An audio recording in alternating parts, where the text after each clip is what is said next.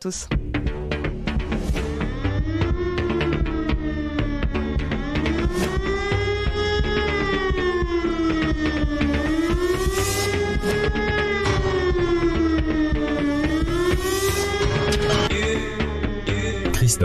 Christophe sur France Maghreb 2. Bien le bonjour à vous, merci d'être avec nous en direct sur votre radio France Maghreb 2 pour votre émission de référence. Ça s'appelle le Grand Forum et c'est tous les jours de 16h à 18h. Voici le programme pour aujourd'hui.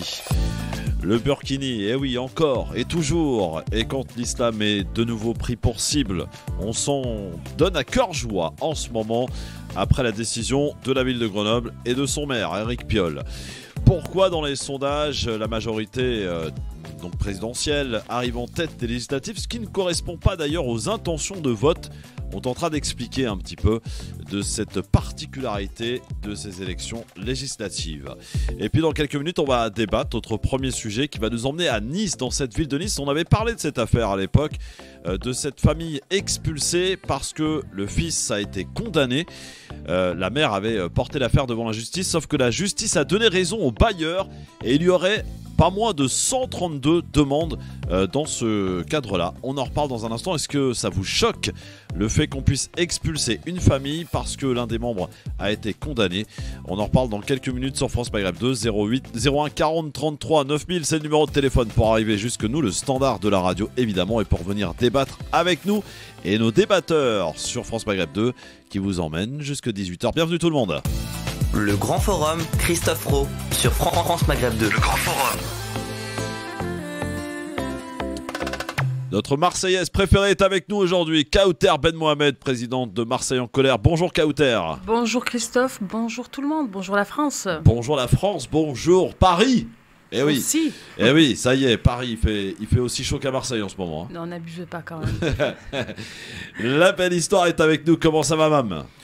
Bonjour à toutes et à tous, ça va très bien. C'est un pur talent la belle histoire, cher Kauter. Tu le verras tout à l'heure puisqu'il écoute attentivement ce qui se passe durant cette émission. Il nous en fait le résumé à la fin de cette émission. Absolument. Avec son écriture bien à lui.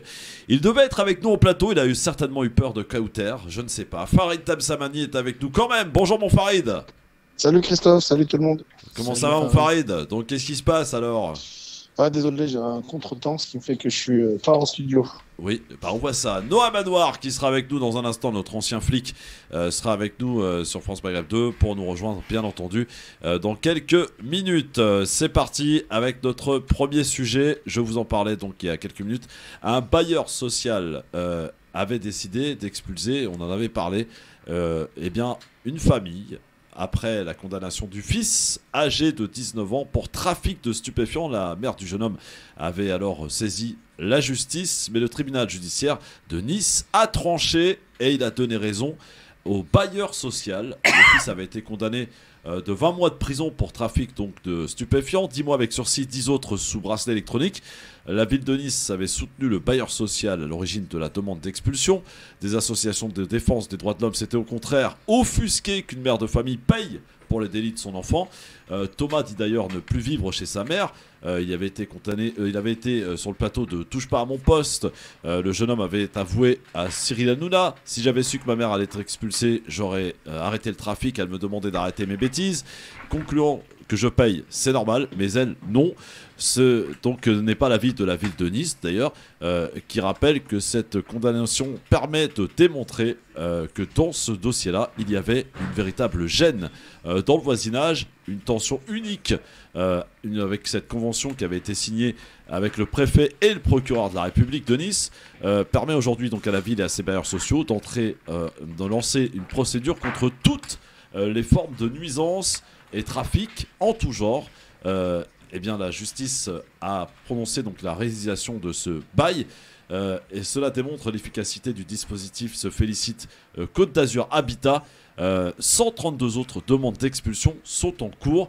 Est-ce que ça te choque, Kauter, que la justice puisse donner raison à un bailleur qui donc expulse une famille sous prétexte que l'un des membres, en l'occurrence le fils, a été condamné par la justice? Moi je suis plus que choquée puisqu'on a eu hier Et avant-hier, une actualité qui fait que quand tu es condamné pour violence policière, tu peux te présenter. Bon, entre-temps, il y a eu une modification, mais il pouvait se présenter pour être député de la République. Mais l'exemplarité, on la demande toujours à ceux d'en bas et pas à ceux d'en haut.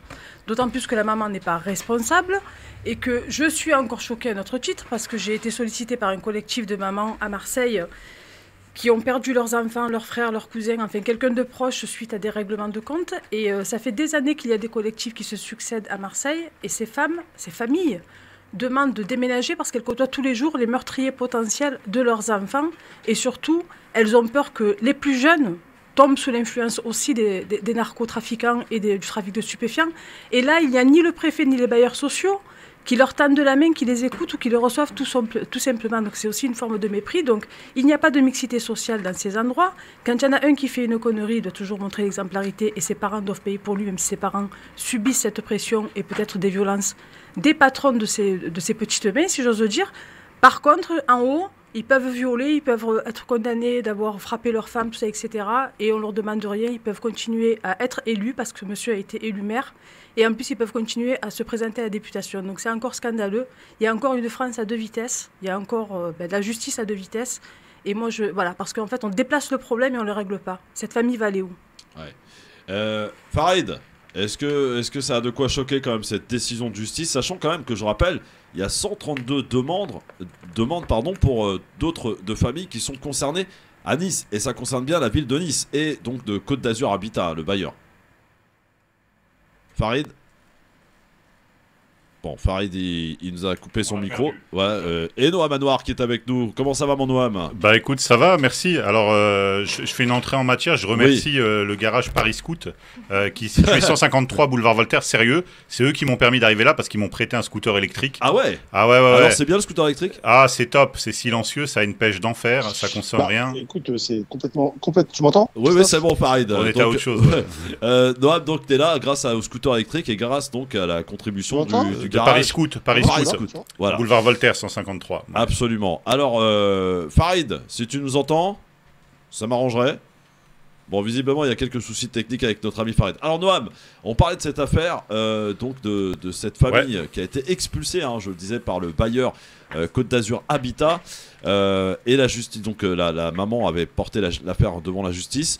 Et la justice a donné raison au bailleur. Ça veut dire que il y a eu un cas, et il pourrait y en avoir d'autres, puisqu'il y a 132 demandes qui sont également concernées par ce type de choses. Est-ce que ça te choque, Noam, qu'on puisse expulser une famille parce qu'il y a un des membres, en l'occurrence le fiston, qui a été condamné par la justice pour trafic de stupéfiants? Ça peut être autre chose, évidemment. Alors, à ce motif-là, oui et non. En fait, alors moi, je raisonne pas comme ça. J'ai pas besoin d'être choqué ou pas. Je raisonne toujours en des termes un peu légalistes. Donc déjà, ce qui serait intéressant, moi je découvre l'affaire dans la presse, ce serait de savoir si déjà, comme dans beaucoup de villes, le maire préside l'OPHLM en fait, voilà. Parce que si effectivement il préside l'OPHLM, ça signifie que c'est une décision politique qui a été prise par le maire, et à ce moment-là, ça prend une autre tournure. Après, il faut savoir que les organismes, donc les bailleurs sociaux, en fin de compte, même si effectivement ils sont soumis à des contraintes dans l'octroi justement du bail locatif, je veux dire c'est des commissions etc. qui se réunissent, ça reste quand même un bailleur privé malgré tout, donc effectivement subventionné avec de l'argent public etc. Mais le contrat de bail est un contrat de droit privé. Et donc, par conséquent, effectivement, il y a des clauses résolutoires en cas de nuisance, etc., qui permettent d'expulser. Je veux dire, il y a le non-paiement, il y a pas mal de choses. Mais effectivement, le trouble de jouissance, ça fait partie des dispositions qui permettent l'expulsion.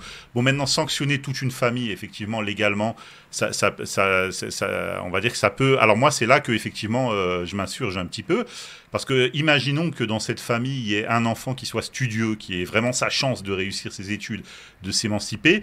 À quel titre est-ce qu'il serait sanctionné pour les méfaits d'un membre de la fratrie? Ça n'existe pas. Dans le droit, c'est quelque chose... C'est ce qu'on appelle une aberration légale, à mon sens. Maintenant... alors moi je sais en tant qu'ancien policier qu'il existe des dispositions d'éloignement, c'est-à-dire qu'on a ce qu'on appelle le fichier des personnes recherchées, donc la police a la possibilité via la justice, parce que c'est toujours consécutif à une décision de justice, d'interdire à un individu d'entrer sur un territoire, sur un périmètre. Donc voilà, c'est une interdiction territoriale. Le fils ne vit plus dans la famille en plus, c'est-à-dire que le fils ne vivait même plus dans le foyer familial. C'est encore plus aberrant, le bail est au nom de la mère et tu vois, et c'est le fils, et c'est toute la famille qui s'en va. Alors honnêtement, alors soyons pragmatiques, effectivement je comprends l'indignation, si le type est impliqué, c'est-à-dire le fils, dans un trafic de stupéfiants qui lui rapporte 10 000 euros par jour, c'est pas parce que tu vas lui faire quitter le logement familial qu'il va arrêter le trafic. Je veux dire, 10 000 euros par jour, il va y retourner, hein, ça c'est pas le souci. Donc pour le coup, c'est une décision sans fondement. Je pense qu'on voilà, on est en période législative, il faut prendre des grandes mesures, il faut remplir les choux gras de la presse, faire marcher les chaînes d'infos continues. Bon voilà, aujourd'hui c'est ça, demain ce sera autre chose. Mais en termes d'efficacité, ça n'a aucun sens. Ouais. Si on faisait ça à Marseille, Kauter, t'imagines?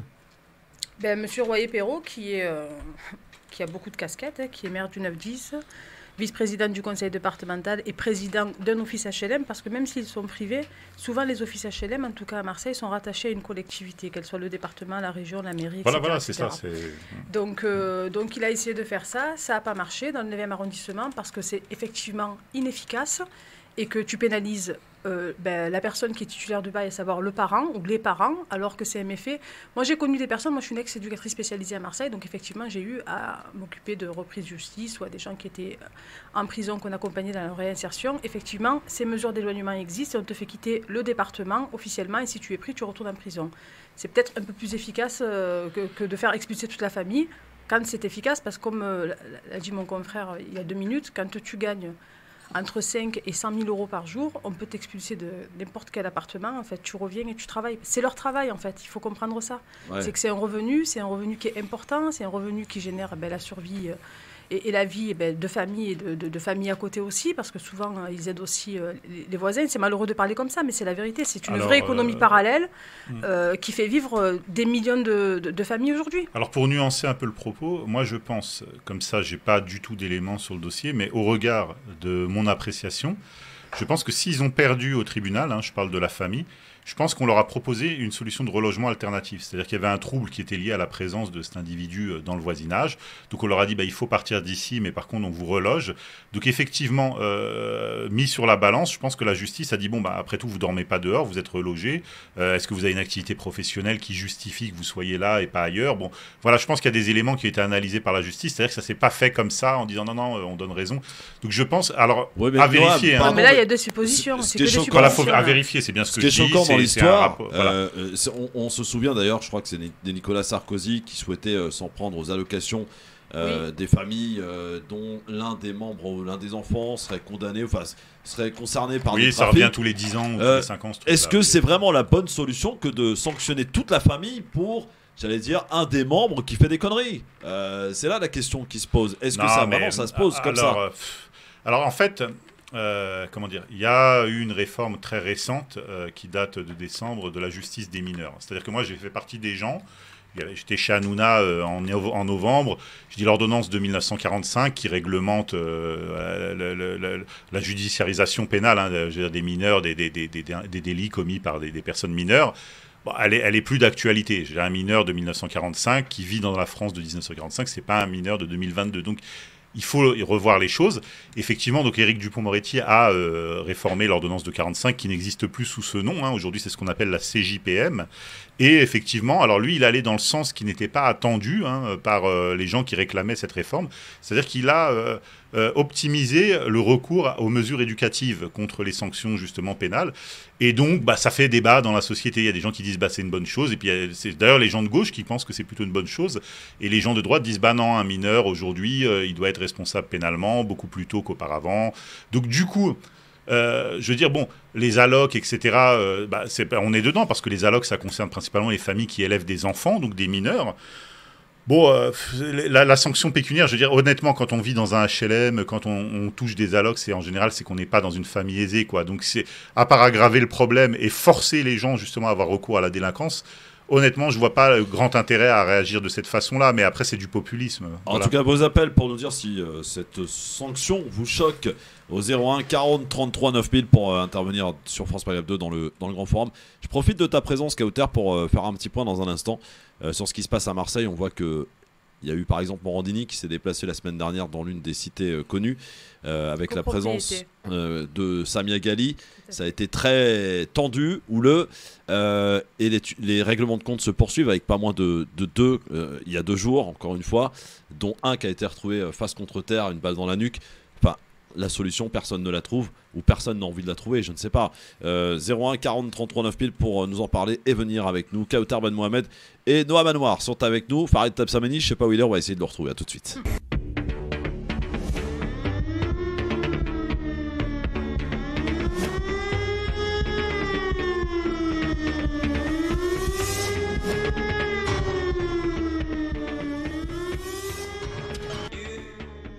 Christophe sur France Maghreb 2.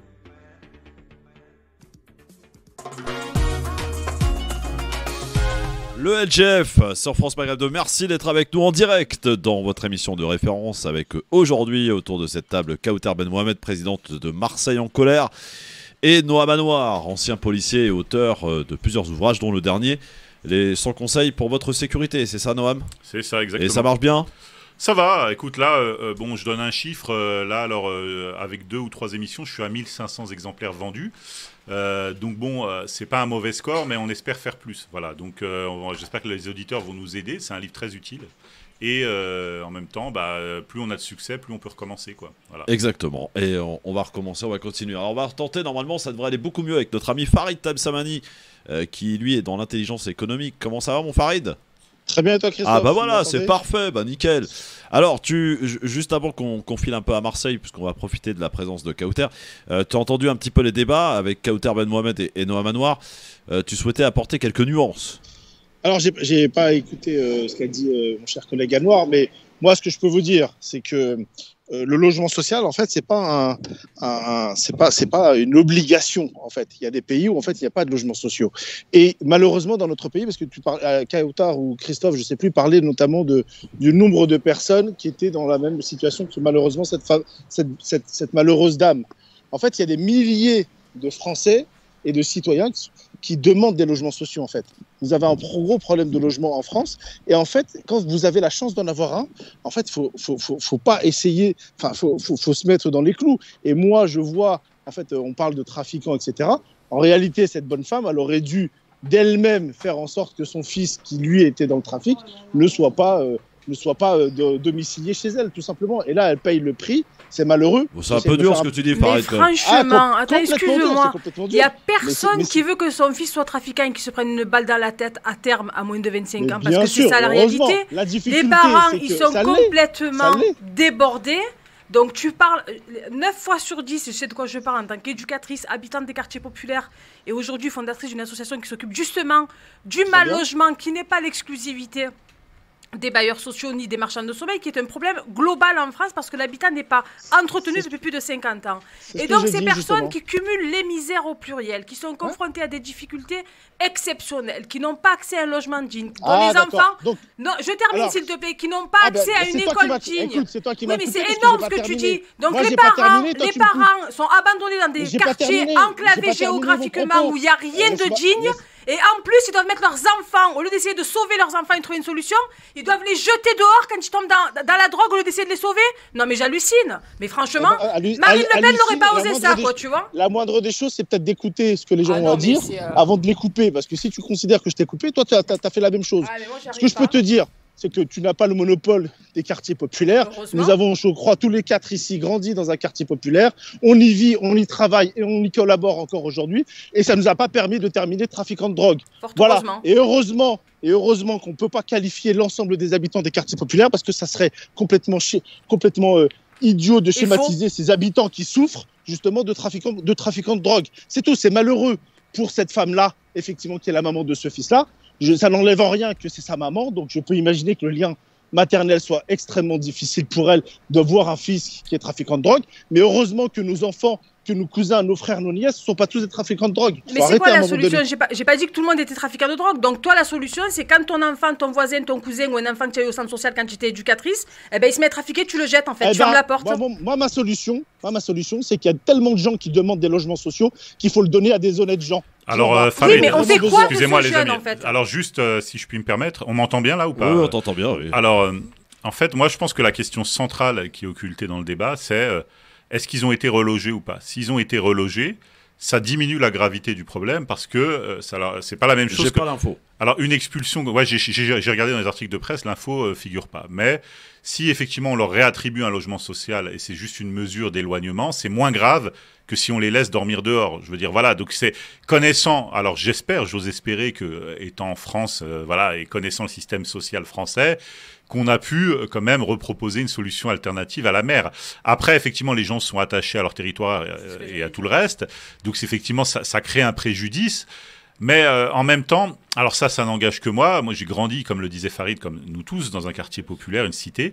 Je m'en suis éloigné et en fin de compte, j'ai estimé, à titre personnel, alors ça n'engage que moi, que mon expérience, mais que c'était plutôt une bonne chose en réalité. Donc j'espère, pour cette famille, puisque de toute façon la décision est prise, que ce sera un mal pour un bien. Voilà, c'est tout ce que je leur souhaite. La réalité, c'est que dans les mesures d'expulsion, il n'y a quasiment jamais de relogement, peu importe le motif d'expulsion, que ce soit voilà, parce que tu n'as pas payé ton loyer, parce qu'il y a un litige, parce que. Et comme tu l'as dit précisément, encore une fois, là on parle du préjudice subi par la famille et précisément par la mère. Quand tu es dans une cité, en général, tu y es né pour nos générations et beaucoup, malheureusement, n'en sortent pas comme nous en sommes sortis. Et donc, il y a plus qu'un attachement, il y a aussi de la solidarité avec ses voisines, on garde les enfants, on s'aide, on se donne un petit plat quand on n'arrive pas à manger. Ouais. Donc, quand tu arrives dans un territoire, en plus avec cette casserole, tu vois, d'avoir été expulsé parce que ton fils est un trafiquant de drogue, excuse-moi, mais tu ne vas pas trouver des mains tendues pour t'aider dans le quotidien, parce qu'on rappelle quand même que dans ces cités, ce n'est pas des familles qui roulent sur l'or et ce n'est pas des familles, enfin, il n'y a pas que des gens qui sont dans la précarité, mais il y a beaucoup de personnes qui sont dans la précarité, bien malheureusement. Voilà, et donc, c'est à ce titre, voilà, c'est extrêmement compliqué et extrêmement injuste à mon sens. Il faut voir ce que le maire a décidé, c'est-à-dire dans quelle mesure.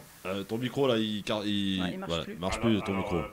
Mets-lui un coup de poing, ça va aller, tu vas voir. Voilà. Ouais. Voilà, là, est-ce que c'est bon là? Ça a fonctionné. Tu vois, les méthodes d'anciens policiers, ça marche toujours. Voilà. Donc, alors voilà. Donc globalement, bon, je pense que de toute façon, il y a une dimension politique dans cette affaire. Bon, ça se passe dans les Alpes-Maritimes. C'est Nice, les Alpes-Maritimes. Oui, Nice. Estrosi, voilà, Ciotti, etc. Donc on sait très bien de quoi on parle. C'est une mesure populiste qui va permettre à certains d'être réélus. Donc Estrosi est plutôt macroniste, Ciotti est plutôt très à droite, on le soupçonnait même de vouloir rejoindre Zemmour à un moment. Donc ça va faire débat, ils aiment ça, c'est une région dans laquelle malheureusement, qui est souvent stigmatisée, alors que je pense qu'elle a d'autres qualités, mais pour être un bastion de l'extrême droite. Donc je ne me pose même pas la question de l'origine de cette famille, je suis quasiment sûr qu'il s'agit d'une famille d'origine maghrébine, et ça a été fait pour ça, voilà. Apparemment non, il s'appelle Thomas, le garçon. Voilà, bon, tant mieux, alors ça me permet de me tromper. Voilà. Bah oui. Non mais je veux dire, voilà. Non mais ça veut rien dire. Juste une chose. Non, mais là-bas, Ciotti, Estrosi, tout ça, tu sais très bien. Mais t'as raison, sur la situation politique, ça, il n'y a aucun doute, là. Mais par contre, c'est une situation qui arrive régulièrement ailleurs que dans les Alpes-Maritimes. Les premières actions d'expulsion, justement, de gens par rapport au trafic de drogue, si je ne dis pas de bêtises, c'est la cité du Pont-de-Sèvres à Boulogne-Billancourt, dans les Hauts-de-Seine. Oui, bien sûr. Il y en a eu aussi en Seine-Saint-Denis, donc c'est pas l'apanage de la. Ça dépend de la drogue. Sevran, par exemple, est connu pour le cannabis. Les Hauts-de-Seine, c'est plutôt la cocaïne. Je vois que vous êtes très connaisseurs en la matière, messieurs. Bah, effectivement, avec Farid, on va souvent faire du shopping. Oui, je vois ça, oui. Voilà, on reconnaît les habitués. Counter, je profite de ta présence pour parler de ce qui se passe de Marseille. On en a parlé la semaine dernière et sans toi, et voilà, comme tu vis sur place, c'est quand même bien aussi d'avoir ton avis de ce qui s'y passe réellement. On a vu qu'il y a eu une émission de télé qui s'est déplacée aux grandes pompes, avec d'ailleurs la police qui a assuré la sécurité de cette émission, et c'est bien normal. On a vu Samia Ghali qui a tenté de se défendre face à des habitants très en colère dans cette cité des Calistés. C'est une cité de copropriété qui est visiblement alors d'après ce qu'on en sait et de ce qu'on en dit, il y a des Nigérians qui sont présents et qui mettent un peu la pagaille dans le secteur. Quelle est la réalité des choses, et surtout comment terminer avec ces règlements de compte qui quand même empoisonnent je veux dire, la vie des citoyens en premier lieu, et qui est dans toute la presse quasiment tous les 2-3 jours. Ça devient consternant. Pourquoi on n'arrive pas à trouver une solution ? Il faudrait que je fasse un petit historique pour comprendre ce qui se passe à Calisté, parce que Calisté, ce n'est pas une cité, c'est une copropriété dégradée. Et lorsqu'il y a eu les effondrements de la rue d'Aubagne en 2018, nous avions négocié avec M. de Normandie, entre autres. Qui va devenir ministre, je vous le dis. J'espère, parce que c'est quelqu'un de compétent pour le coup. Tu vois, je ne suis pas macroniste et tout, mais c'est quelqu'un qui est à l'écoute, qui est compétent, qui travaille et qui prend le temps de rencontrer les acteurs de terrain et de construire avec eux. Et Muselier aussi va devenir ministre, a priori. Muselier, je ne dirais pas ce que je viens de dire, M. de Normandie, de Muselier.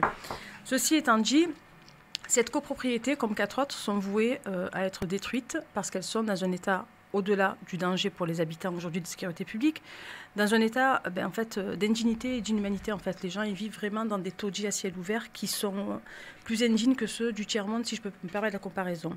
Et donc, il y a un autre problème. Là, tu m'as évoqué 3 problèmes. Donc, celui de l'habitat indigne, des copropriétés dégradées qui ne sont pas rénovées parce que tout le monde se perd, y compris Samia Ghali, parce qu'elle est responsable de l'ANRU, entre autres, à Marseille. L'ANRU, c'est l'Agence nationale de rénovation urbaine. Tout le monde se perd en réunionnite et en fait, les dossiers n'avancent pas assez vite parce qu'il y a les réunions et il y a la réalité de terrain de ce que vivent les familles. Ensuite, il y a le problème des Nigérians. Ce n'est pas les Nigérians. Il y a plusieurs mafias nigérianes qui, depuis quelques années, sévissent à Marseille, tout le monde le sait, mais personne ne fait rien. Parce que moi, depuis 2019, j'avais même interpellé à l'écrit, le préfet de région de l'époque, M. Dartou, et M. Castaner, qui était ministre de l'Intérieur, puisque ce problème-là était présent dans le centre-ville, à savoir dans le quartier de Colbert, et Noailles, il y a eu des effondrements, à savoir sécurité publique, qui se battent à coups de machette, etc., etc. Les gens sont au milieu, les minots. Et on ne sait pas réagir, nous, à des affrontements à coups de machette. On ne connaît pas, en fait. Tu vois, c'est quand même un phénomène nouveau. Et si tu compares au règlement de compte, les règlements de compte, c'est entre eux pour des guerres de trafic, de territoire, d'argent. Et il y a eu des balles perdues, mais rarement la population civile n'est menacée par les règlements de compte. C'est vraiment un microcosme entre eux. La mafia nigériane, par contre, a saisi dans le centre-ville, à 2 pas du Vieux-Port et de la mairie, à 2 pas du conseil régional présidé par Muselier, comme je viens de citer. Et donc, il a fallu déplacer le problème. Et là, on déplace le problème dans les quartiers nord, parce que tout le monde se fout des quartiers nord et des populations qui sont entassées là-bas depuis 50 ans et qui sont, au-delà d'être abandonnées à tous les niveaux, que ce soit accès à la culture, accès au stade, accès au sport, accès aux piscines, accès à l'école et accès à un logement digne, et j'ai commencé à l'envers parce qu'il fallait commencer par le logement digne, sont enclavés physiquement parce qu'on a un vrai problème de mobilité à Marseille. Et cette copropriété dégradée, qui est prise en étau entre 2 cités, donc les Bourrelli et la Solidarité, pour ne pas les citer, est vraiment à l'extrémité de Marseille. Tu traverses la rue, tu arrives à Septem-les-Vallons. C'est une petite ville qui est beaucoup plus tranquille. Donc on a mis les Nigérians là-bas, on vide au fur et à mesure, parce que dans le programme de l'ANRU, il faut que la ville de Marseille, avec son bailleur Marseille Habitat, parce que c'est leur responsabilité et leur compétence, rachète les appartements qui sont délabrés aux propriétaires en trouvant un juste milieu pour pas que les propriétaires ne soient floutés aussi au niveau tarif, et qu'au fur et à mesure, elle reloge les habitants. Moi, je suis scandalisée, je l'ai dit à Morandini avant qu'il descende à Marseille, et je lui ai déconseillé d'ailleurs quand ils m'ont appelé pour faire le plateau avec eux, mais j'étais déjà engagée aux grandes gueules, de le faire parce que je savais que ça allait se passer comme ça. On connaît Marseille, on connaît les élus de Marseille, on connaît les habitants de Marseille et la colère qui gronde depuis des années. Pour les Ukrainiens, et je n'ai rien contre les Ukrainiens, je les soutiens, on a vu la ville de Marseille débloquer des centaines d'appartements et les reloger de manière efficace. C'est le mot, efficace. Pour ces personnes qui sont victimes d'inhumanité, d'indignité et de périls structurels, voire sanitaires, il n'y a rien qui est fait et le dossier avance. La tortue irait plus vite, si je peux me permettre la comparaison. Sauf qu'entre-temps, quand tu vides un appartement et que tu ne le dévitalises pas, c'est le jargon qu'on utilise, c'est-à-dire tu coupes l'électricité, tu coupes l'eau, tu lèves les toilettes et tu lèves la douche, c'est comme ça que les appartements ne sont pas squattés et tu mets des portes qui peuvent permettre que tu ne rentres pas dans l'appartement. Là, Marseille Habitat vide des tours et les laisse habitables. Donc forcément, c'est pris d'assaut par ces mafias qui, elles, font venir depuis des décennies à Marseille des Nigérians, parce que c'est un pays où c'est compliqué, où il y a un peu une guerre civile, etc., etc. Dans un premier temps, le process était de leur enlever les papiers, de leur faire payer la dette du voyage qui est irremboursable. Et depuis quelques semaines, quelques mois, c'est absolument terrible, moi, ce que je dis, parce qu'a priori, c'est pas moi qui le dis, c'est la police, les gens, les témoins.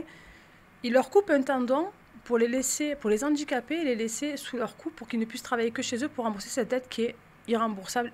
Donc les Nigérians, sans papier, sont pour moi victimes de trafic d'êtres humains, tu vois. Alors effectivement, je me permets une précision, c'est vrai que les femmes nigérianes sont connues pour alimenter justement les réseaux de prostitution sur Paris. Donc les Africaines qui se prostituent sur Paris sont principalement originaires du Nigeria. Alors que c'est un pays anglophone, une ancienne colonie britannique avec laquelle on n'a pas d'histoire commune, on n'a pas une communauté importante, mais quand effectivement on a une communauté nigériane, ça sert malheureusement aujourd'hui beaucoup à alimenter la mafia. C'est bien sûr, ça ne concerne pas toutes les personnes de cette nationalité, mais c'est connu dans les milieux policiers telles quelles, la cocaïne, les milieux C'est violents et la prostitution voilà, féminine. C'est ça. Et donc les pouvoirs publics, et moi je peux l'assurer en tout cas à mon niveau, sont au moins au courant, y compris le ministère de l'Intérieur, la préfecture et le maire à qui j'avais écrit à l'époque, sont au moins au courant depuis 2019. Mais rien n'est fait. Et rien n'est fait. Et donc à un moment donné, quand tu laisses une situation, tu sais, quand tu as une gangrène au pied et que tu ne la soignes pas, ben, on te coupe le pied à un moment donné. Et là, on est dans une situation où il y a eu un incident il y a 15 jours, donc la veille de l'Aïd, où 2 chefs de réseau de mafia nigérianes se sont battus entre eux. Ils ont voulu rentrer dans un appartement au rez-de-chaussée. Il n'y avait que les jeunes filles, en fait, les tatas jeunes filles avec la fille. Et elles n'ont pas ouvert, forcément, elles ont peur. Et ils ont pris l'appartement à coups de machette pour se réfugier dedans. Ouais. Donc là, on atteint un niveau... Consternant. Voilà, c'est consternant. La petite a appelé la police. Quand la police est venue, de manière très spontanée, tétanisée, elle a désigné, quand le policier lui a demandé qui avait fait ça, l'auteur des faits. Et donc, il lui a fait le signe, je le dis pour les auditeurs, je vais te couper la tête. Elle a témoigné à la télé, donc ouais, c'est pas moi qui l'invente. Et le soir même, c'était la veille de l'Aïd, c'était dimanche 1er, le soir même, ils ont brûlé l'appartement. Il ne reste rien de l'appartement. Ouais, on a vu les images. Ouais, voilà, et donc si tu veux, après, dans ce contexte... Alors, bouge pas, je te coupe parce qu'on a une petite page de pub. Ah, tu connais le principe. Je connais. On est de retour très vite et on va aussi se poser la question dans un instant. Par rapport au sondage et aux législatives, dites donc, c'est la majorité qui serait en tête, visiblement. Pourtant, ça ne correspond pas franchement aux intentions de vote. On va tenter de comprendre un peu cette particularité de cette élection législative. À tout de suite. Le LGF sur France Maghreb 2, votre émission de référence, amis auditrices, auditeurs, 01 40 33 9000 pour venir jusque nous et venir débattre avec nos chroniqueurs du jour, à savoir Kautar Ben Mohamed, présidente de Marseille en colère, à savoir Noah Manoir, ancien policier et auteur de plusieurs ouvrages dont les 100 conseils pour votre sécurité disponibles sur Amazon, entre autres, hein, bien sûr. Et pareil, Tam Samani dans l'intelligence économique, entre autres aussi, avec nous aujourd'hui pour débattre. Kautar, pour terminer donc sur cette situation et ce particularisme de cette, alors je sais pas s'il faut l'appeler cité, calicité, et de cette, on peut l'appeler ainsi, mafia nigériane. Encore une fois, ça cumule plusieurs problèmes, comme je te l'ai dit, celui de l'habitat indigne, voire inhumain, celui de l'abandon au niveau des pouvoirs publics depuis des décennies, parce que tu vois, on ne devient pas, quand on est une copropriété, on ne devient pas une cité dégradée vouée de manière très très urgente à la destruction du jour au lendemain. Tout le monde a vu ça, tout le monde a laissé faire.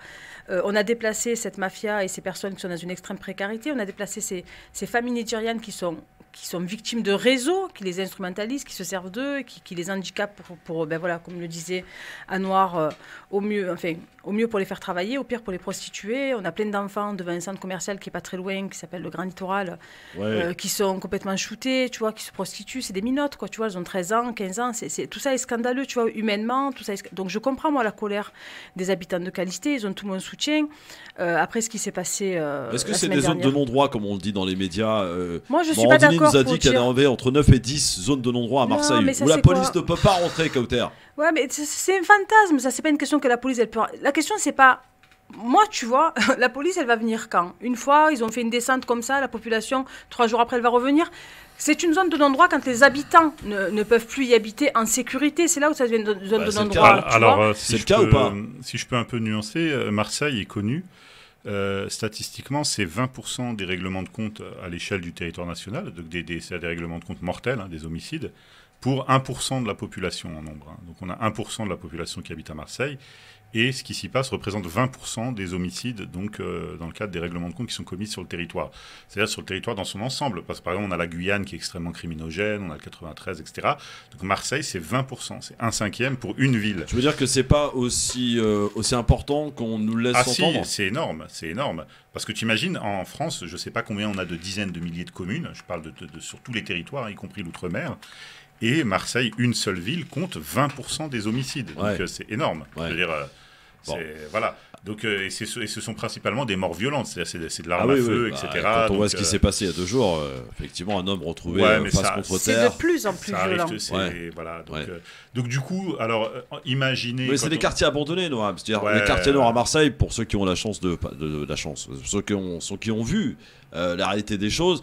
T'as plus de transport, t'as pas de service public, t'as des quartiers complètement abandonnés. Ou même les habitants, parfois, s'il y a un drame qui se passe dans un immeuble, il y a les cages d'escalier qui sont condamnées par les trafiquants. Enfin, il y a des choses comme ça qu'on a vues aussi de nos propres yeux. Soyons clairs, moi je pense qu'à ce niveau-là, c'est-à-dire en 2022, quand la situation dégénère à ce point-là, c'est qu'il y a une volonté politique que ça perdure de cette façon-là. C'est tout. Ouais. Je veux dire, moi je suis Alors policier, c'est quoi? C'est le national ou c'est le local aussi qu'il faut pointer du doigt?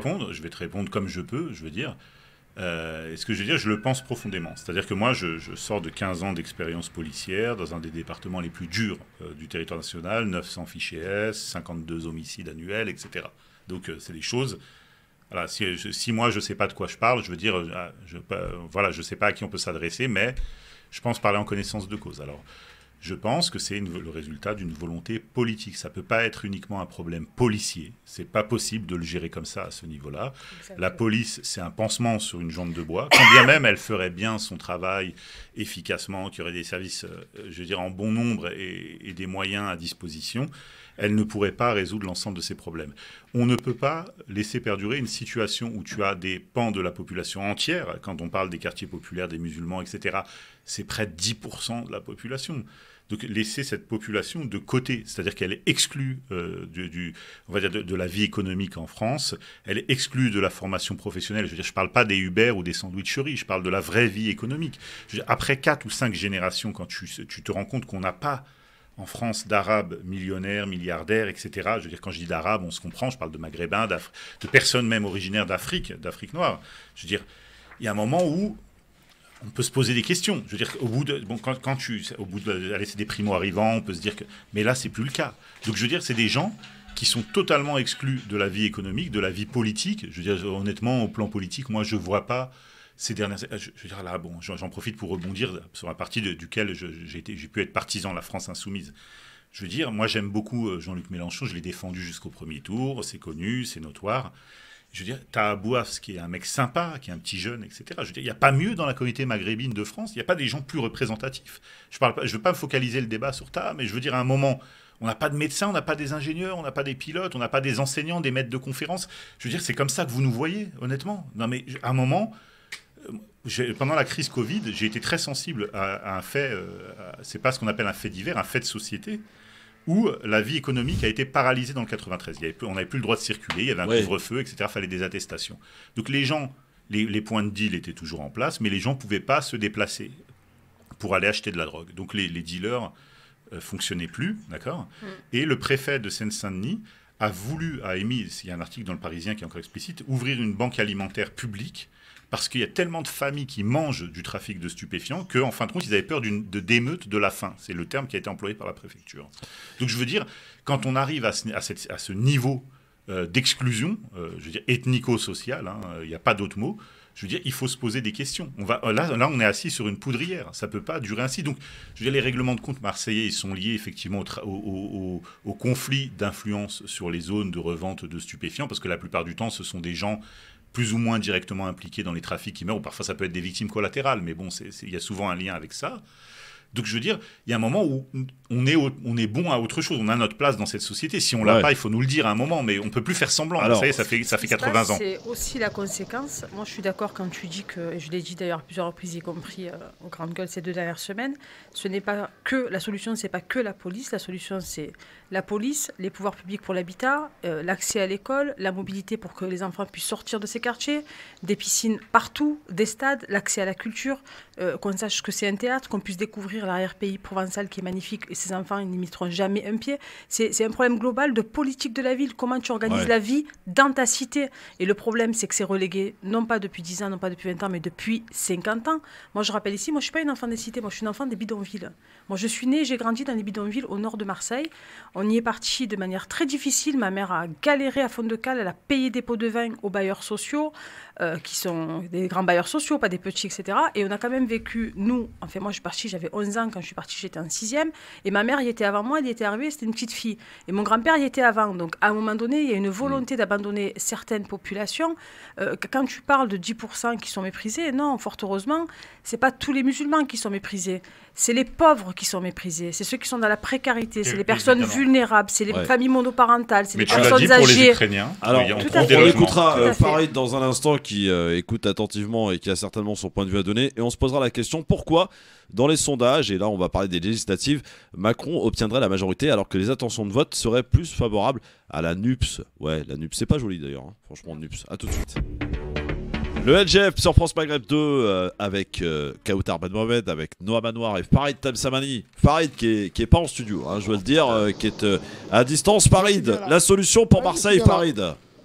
Oui, tu m'entends, Christophe? Oui, je t'entends, mon Farid. Alors, la solution pour Marseille, si tant est qu'il y en ait une, Farid. Bon, la solution, déjà, premièrement, elle appartient aux habitants de la cité phocéenne, mais moi, je voulais juste rebondir sur les chiffres qu'Anouar a annoncés. C'est quand même assez parlant, en réalité. 20% des crimes, s'il a dit une bêtise, il a utilisé le terme pas de crime, mais de... Homicide. D'homicide sur un seul territoire tel que celui de Marseille. Est-ce qu'il y a 20% des moyens policiers, justice, réinsertion, etc. sur ce territoire-là? Pas du tout. Et là, je vous rejoins complètement. C'est vraiment une volonté, à mon avis, politique de ne pas faire. Je vais peut-être vous choquer, mais moi, j'ai une question à poser à Kautar, qui connaît beaucoup plus le terrain de Marseille, en tout cas, que nous tous. Je ne comprends pas comment les habitants peuvent continuer à voter pour les mêmes personnes, en fait. Mais ils votent pas. Ah, ça c'est bien. Alors, ça. ils votent pas, et c'est une très bonne question. Alors, les habitants, tu vois, moi, en 2000... En fait, pour l'historique, je sors de 8 ans de gros problèmes de santé qui m'ont immobilisée, mais j'ai toujours été très engagée pour les différents partis de gauche, etc., parce que je croyais que c'était la solution. Mais je me raconte que gauche ou droite, franchement, je ne parle pas des militants, je parle des dirigeants et des gouvernants, c'est pareil, et que souvent les militants sont floutés et ils sont trompés, parce que voilà, il y a toujours des accords, toujours des sauvetages, des parachutés, ils sont toujours entre eux, c'est une cooptation d'apparatchiks c'est une sorte de mafia aussi, tu vois, quelque part, parce que tout le monde vit sur des deniers publics, tu vois, mais en col blanc, tu vois, qu'on ne touche pas et qui est intouchable. Et donc, si tu veux, à Marseille, il faut savoir que, bon, les gens votent un peu pour les municipales, parce que c'est une... Mais je dis bien un peu, hein, parce que c'est le maire, c'est un élu de proximité, il vote au présidentiel, parce que c'est l'élection la plus accessible à la masse.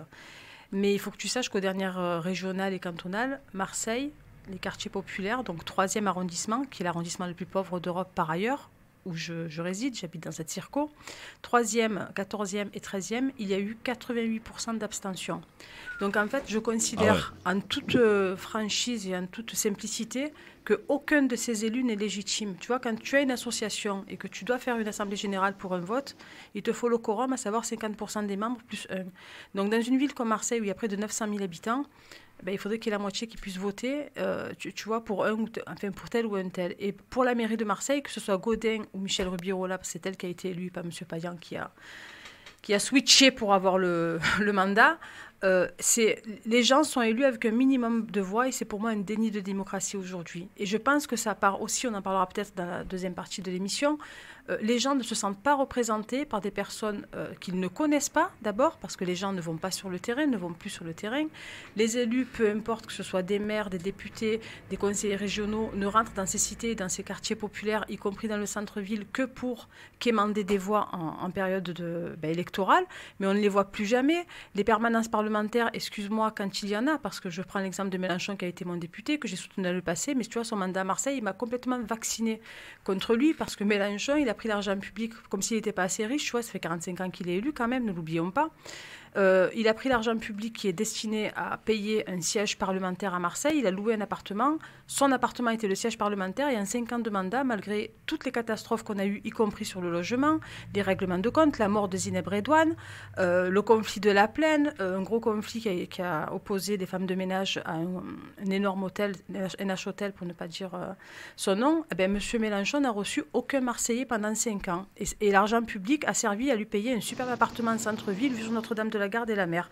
Et donc, si tu veux, c'est pour ça que les gens ne votent plus à Marseille et c'est pour ça que les gens n'ont pas les représentants qu'ils méritent parce que la politique reste inaccessible à des gens comme toi, comme moi et d'autres qui font que nos villes, nos territoires n'explosent pas comme une cocotte minute parce que ça reste une caste en col blanc qui se réserve les pouvoirs, les représentations et les mandats.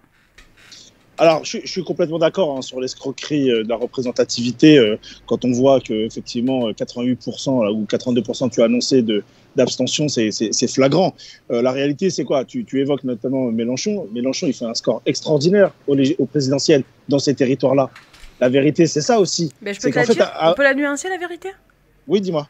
Alors on peut la nuancer parce que Mélenchon, tu vois, je ne peux pas lui enlever que c'est un grand orateur, que c'est un homme politique, qu'il a du talent et que c'est un visionnaire. Moi, dans le passé, quand j'ai soutenu Mélenchon, j'avais un peu des nuances parce qu'à l'époque, il ne soutenait pas trop les femmes voilées et compagnie. Sauf que c'est un homme intelligent et qui est peut-être entouré aussi par des personnes intelligentes. Je ne sais pas qui est son entourage. Il a vu qu'il y avait un créneau sur l'islamophobie et il a ramené sa tête à, comment on appelle ça, à la manif qui avait été organisée à Paris quelques années. Oui. Et là, il a parlé au pathos des musulmans, enfin un qui nous écoute, enfin un qui est important, etc. etc. Ça, c'est pour la représentativité. Après, moi, je te demande, Mélenchon, qu'est-ce qu'il a fait réellement pour Marseille? Qu'est-ce qu'il a fait pour le national? On part, tu vois, moi, je reviens parce que c'est un truc qui m'a traumatisé.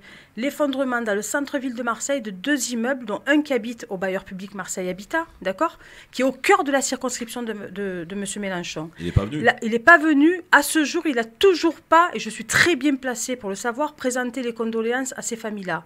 À chaque fois qu'il parle de violence policière sur les plateaux, il évoque Mme Zineb Redouane qui est morte avec un tir de flashball en marge d'une manif que j'ai co-organisée contre le logement engine, à laquelle s'étaient joints quelques gilets jaunes, la CGT, etc., etc. On voulait que ce soit une manif unitaire parce qu'il y avait une vraie colère au moment de ces effondrements. Il n'a même pas présenté. Je suis porte-parole de Samir Redouane, s'il nous écoute, qu'il intervienne, même d'Algérie, qui nous appelle sur WhatsApp et je le passerai. Je suis porte-parole du fils aîné. J'ai pris l'avocat. Le corps de Zineb Redouane est resté bloqué 23 jours à la morgue. La police n'a pas voulu le lâcher. Et parce que je suis honnête, même si je ne suis pas macroniste, c'est Saïd Hamada, député de la 7e circonscription des quartiers nord de Marseille, qui est un député en marche qui nous a aidés avec sa réfléchie parlementaire à le sortir de... Alors, je précise que l'Algérie avait fait, quand effectivement ils ont libéré le corps, l'Algérie a fait une contre-autopsie à l'Institut médico-légal d'Alger et en fait, le corps était retenu parce qu'il y avait effectivement anguille sous roche. Voilà, donc c'est ce que j'allais dire, parce qu'ils l'ont retenu pour essayer de tuer les preuves, mais dès que le corps est arrivé en Algérie, donc 23 jours après la mort de Zineb Redouane... Elle a reçu un impact de flashball au milieu du visage. Alors qu'elle était chez elle, exactement, alors qu'elle était chez elle et qu'elle voulait juste fermer les volets parce que les gaz lacrymogènes rentraient chez elle. Alors c'est pas du flashball, c'est du cougar, c'est encore pire. Bon, voilà. Je précise. Et si tu veux,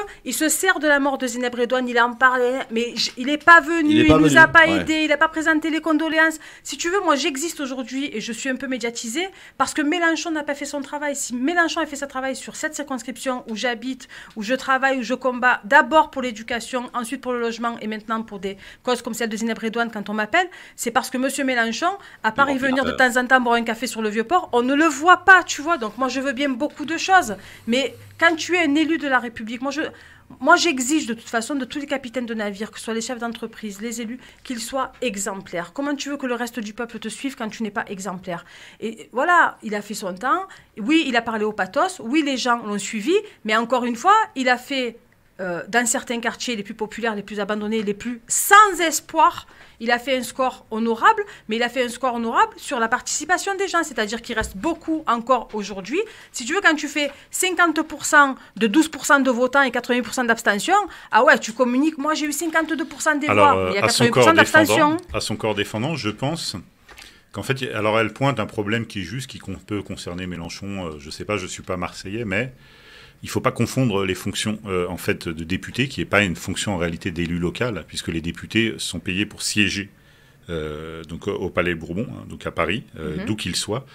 Donc ils peuvent effectivement assurer une présence...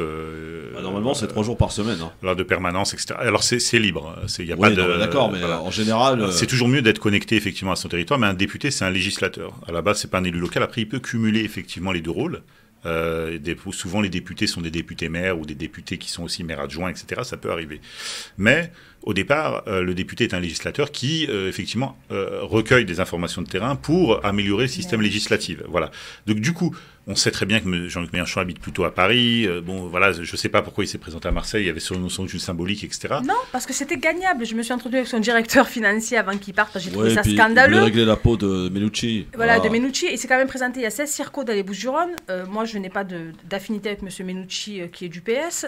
Je suis désolée, mais il n'empêche que c'était le seul député de gauche. Il a laissé à l'époque Sarah Swali, qui était sa porte-parole nationale, qui est une jeune Comorienne des quartiers nord, qui a été sa porte-parole, se présenter contre Stéphane Ravier, qui était à l'époque sénateur-maire, l'homme fort montant, sur la circonscription la plus grande en termes de territoire géographique et en termes de population. Il faut savoir que la 4e circo est la plus petite. Et là où le mépris atteint un degré qui n'est pas acceptable aujourd'hui, c'est que lui, non marseillais, déjà député européen, apparatchik en col blanc, est venu à Marseille, s'est imposé alors que les militants de la France Insoumise avaient désigné Gérard, qui est un professeur dans les quartiers populaires à La Plaine, qui y habite, etc., etc. Et là, il nous fait la même chose, il nous impose Bompard, qui est son poulain, qui est lui aussi député européen, qui est toulousain, à qui il faudrait un guide et un garde du corps, comme certains ont eu la dernière fois à lister, pour visiter et pour découvrir, pour découvrir cette circonscription, qui compte, je le rappelle encore une fois, et j'insiste parce que c'est dramatique, l'arrondissement le plus pauvre d'Europe. Et visuellement, qu'est-ce que ça veut dire? Ça veut dire que les Roms que nous voyons dans la rue, qui sont beaucoup méprisés, dans leur pays, c'est moins pauvre que chez nous. Et ok, c'est un législateur au niveau national, mais quand il y a un drame comme la rue d'Aubagne, je reviens encore dessus, tu pars de là et tu proposes une loi contre le logement indigne au niveau national, parce qu'on n'a pas l'exclusivité. Quand il y a les violences policières qui semblent l'animer, etc., tu pars de Zineb Redouane, tu soutiens la famille, tu renvoies le corps à ses enfants pour qu'ils puissent enfin commencer leur deuil, enterrer leur mère dans la dignité, parce qu'elle était seule, Zineb Redouane.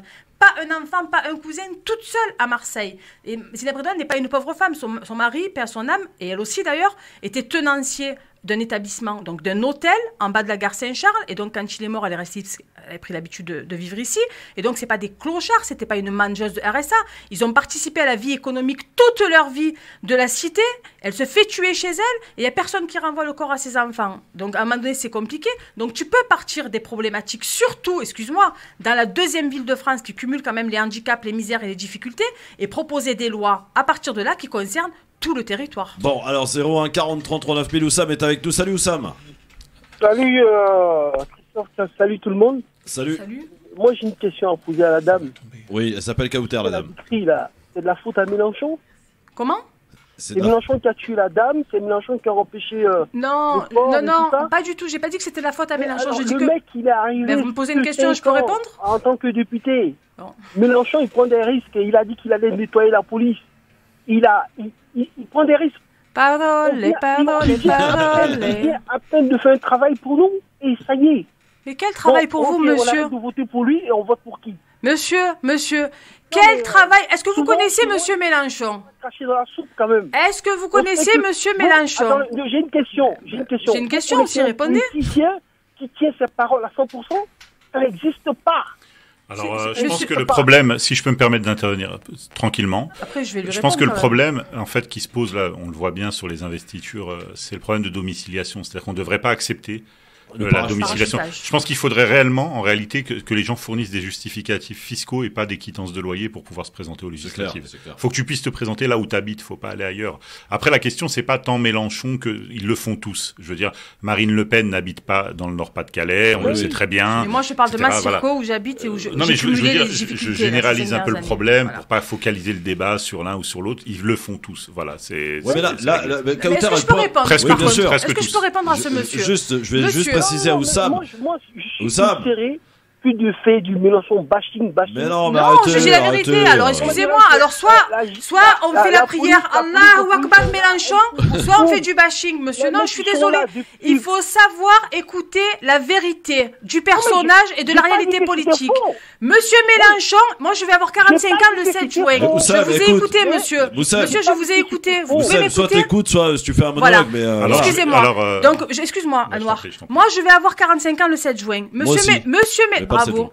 Monsieur Mélenchon est élu depuis un âge où mon père et ma mère ne se connaissaient pas encore, donc on ne parle pas de ma naissance, donc ça fait 45 ans qu'il vit sur le denier public. Et excusez-moi, en tant que contribuable, je demande des résultats, parce qu'il n'y a personne qui travaille dans une entreprise au bout de 45 ans sans fournir un minimum de résultats. Oui, Monsieur Mélenchon est issu du PS. Il a été secrétaire d'État sous M. Mitterrand. Il a été sénateur de la République. Il a été conseiller général quand c'était encore des conseillers généraux. Donc, vous voyez, ça n'existe même plus cette appellation de l'Essonne. Il a été député européen et député de la République. Excusez-moi, quelle loi ou proposition de loi, alors qu'il a été dans la majorité dans le passé, est associée à M. Mélenchon? Vous voyez, Madame El Khomri, dont personne ne se souvient, il y a une loi qui est associée, que j'ai combattue dans la rue, que j'ai manifestée, etc. Et comme je disais à mon collègue à côté, les premiers première fois où j'ai été gazée avec mon fils sur les épaules, âgé de 3 ans et demi, ça a été sous Hollande. Les violences avaient commencé envers les manifestants avant Monsieur Macron. Donc, excusez-moi du peu, mais quand on n'a pas, et je veux pas vous dénigrer quoi que ce soit, mais un minimum de culture politique pour savoir de qui on parle. J'ai dit que c'était un homme talentueux, qu'il avait de la culture politique, mais que son rôle, à près de 71 ans, était de laisser la place et de soutenir. Et vous savez, pendant l'entre-deux tours, moi, monsieur, j'étais à l'étranger parce que j'ai une personne qui m'est chère, qui est en fin de vie. Et je me suis complètement déconnectée pendant une semaine pour lui dire au revoir dignement. Et quand je suis rentrée, j'ai été scandalisée en tant que femme de gauche, parce que moi, je suis une femme de gauche. Je fais pas de la figuration. De voir que monsieur Mélenchon, tout ce qui l'intéressait, c'était d'être Premier ministre, peu importe qui serait le président. C'est absolument irresponsable. Parce que vous savez, moi, je fais de la politique autrement, même si je me suis présentée qu'une seule fois dans ma vie, et j'ai refusé de fusionner avec, à l'époque, monsieur Guérini et monsieur Godet, même si à l'époque, j'étais dans une situation extrêmement compliquée au niveau de ma santé financière, et qui me sortait, entre guillemets, excusez-moi, de la précarité. J'ai refusé par rapport à l'intégrité et les combats que je menais, alors que j'étais malade, mère célibataire, etc., etc. C'était il y a 8 ans, à Marseille, sur la liste changer la donne. Donc, à un moment donné, l'intégrité, c'est bien beau de la prôner, monsieur, sur les plateaux télé, mais il faut se l'imposer pour avoir de la crédibilité sur le long terme. Et quand je vois, moi, qui ai refusé d'être une assistante, une adjointe, alors que je travaille sur le terrain et que j'avais la légitimité d'un maire de droite dont je combattais la politique, je suis scandalisée que monsieur Mélenchon, ça ne le gêne pas, au vu de ses déclarations, d'être Premier ministre du FN s'il était passé. Excusez-moi du peu. Ça choque, ouais, c'est vrai. Oussam? Franchement, moi j'aurais voulu qu'on laisse Mélenchon Premier ministre, on verra ce qu'il va faire avant ça se mérite, monsieur. De s'en prendre en lui. Monsieur, il a déjà été ministre. Il a fait quoi? C'est la loi de Macron. Monsieur, il a déjà été ministre. Il a fait quoi? On agit. Quand on n'est pas au pouvoir, on ne peut pas agir. Monsieur, alors, il a été ministre, je suis obligé de répondre. Moi, je suis pas au pouvoir, monsieur. Et sur la circo de Mélenchon, quand il y a eu 8 morts qui sont tombés parce qu'il y a des immeubles qui sont effondrés, j'ai convoqué les pouvoirs publics, le ministre je suis personne, je suis une maman à Marseille, hein. Bon, d'accord, je suis pas syndiquée, je suis pas encartée et je n'ai jamais été élue. Et j'ai mis tout le monde autour de la table avec d'autres forces vives de Marseille, d'autres habitants qui se sont organisés avec moi et autour de moi.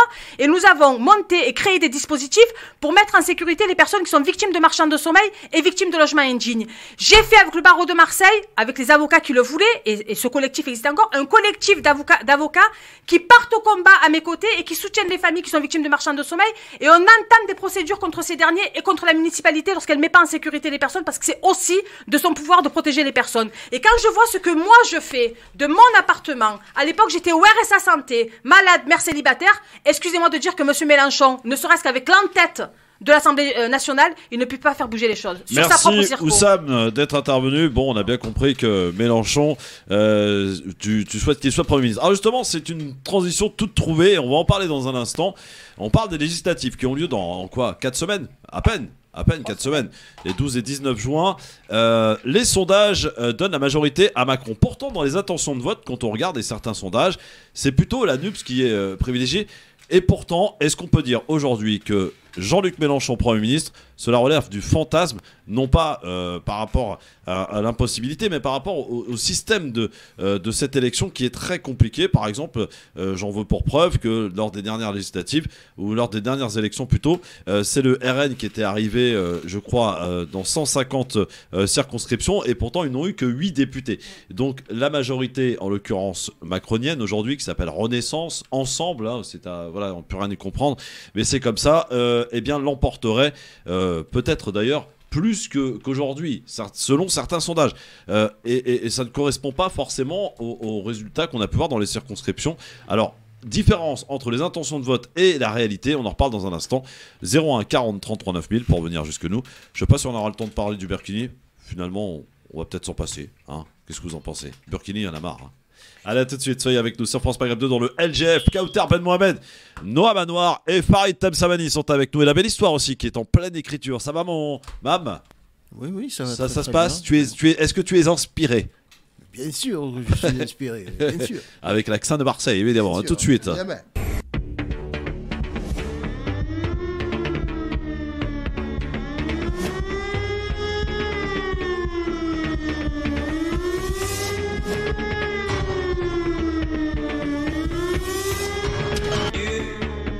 Christophe sur France Maghreb 2.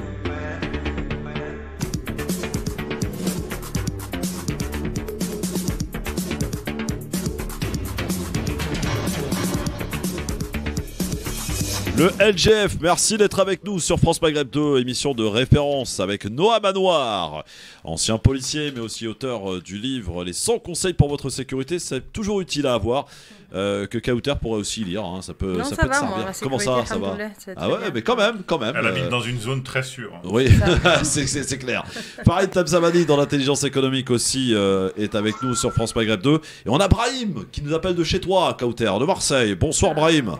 Bonsoir tout le monde, bonsoir Colder, bonsoir les monsieur le policier, désolé, je n'ai pas noté votre nom, je prends le débat en fait de court parce que je viens de rentrer du travail. Ouais.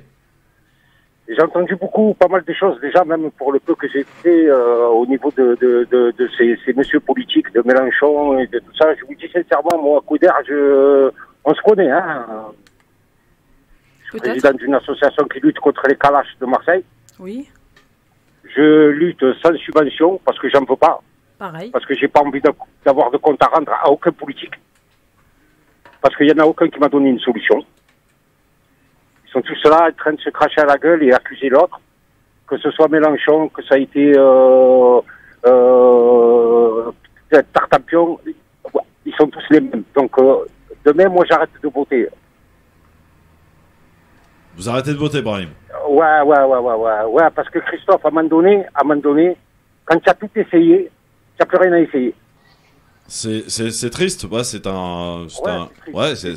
arrive à 4 semaines des législatives, j'ai pas envie de me déplacer, j'ai envie de prendre ma canne à pêche et aller à la pêche le dimanche. Brahim, s'il y avait quelqu'un comme vous, actif sur le terrain, qui fait des choses sans subvention, d'accord, qui a réussi à bouleverser, parce que vous et moi, on sait que sur le terrain, y compris sans subvention, on peut soutenir des familles et on peut en sauver certaines. Quelquefois avec beaucoup de travail et quelquefois aussi avec un peu de chance, parce que des fois c'est compliqué. S'il y avait aujourd'hui dans le paysage politique, à Marseille et ailleurs, des personnes issues réellement de la société civile, qui ne sont pas des apparatchiks, qui n'ont pas été fabriqués par des partis politiques ou par des syndicats, parce que c'est le même fonctionnement, même si je trouve que les syndicats sont très utiles, par ailleurs, est-ce que ça vous donnerait un espoir? Est-ce que vous repartiriez? Moi, j'ai de l'espoir. Couder, je vais te dire, tu me connais indirectement parce que mon frère est un ami à toi et qu'il est assez connu comme ça. Ah, je vois qui tu es, ça y est. Tout le monde se connaît à Marseille. On s'est déjà rencontrés à plusieurs reprises et on est amis sur Facebook. On s'est rencontrés lors de le tu es des Flamands. On s'est rencontrés pas mal de... Donc, la réponse rapide, Brahim, est-ce que s'il y avait des gens, effectivement, qui te ressemblent? Si j'avais pas d'espoir, je serais plus dans les rues des quartiers nord de Marseille. Ouais. Bon, alors, donc ça veut dire oui. Ce que j'ai dans l'espoir, moi, c'est qu'un jeune des quartiers de Marseille pose son cul sur le fauteuil de la mairie de Marseille. Inch'Allah. Peut-être que là, le fauteuil se retournerait un peu vers les quartiers nord et un peu moins vers le Vieux-Port. Eh bien, il faut aider ce jeune ou cette jeune, cette personne qui n'a pas été élue. Quand elle va se présenter, il faudra, c'est ce que je dis toujours, il faudra arrêter de parler et il faudra, ce qu'on sait faire toi et moi, transformer les essais en actes et la propulser, mais vraiment quelqu'un qui fait des choses. Noam, quand tu entends ça, qu'est-ce que ça t'évoque? C'est-à-dire entendre quoi? Entendre Brahim qui te dit moi j'en ai marre, je ne crois plus en rien, la politique ne m'a rien apporté, je n'ai plus envie de voter.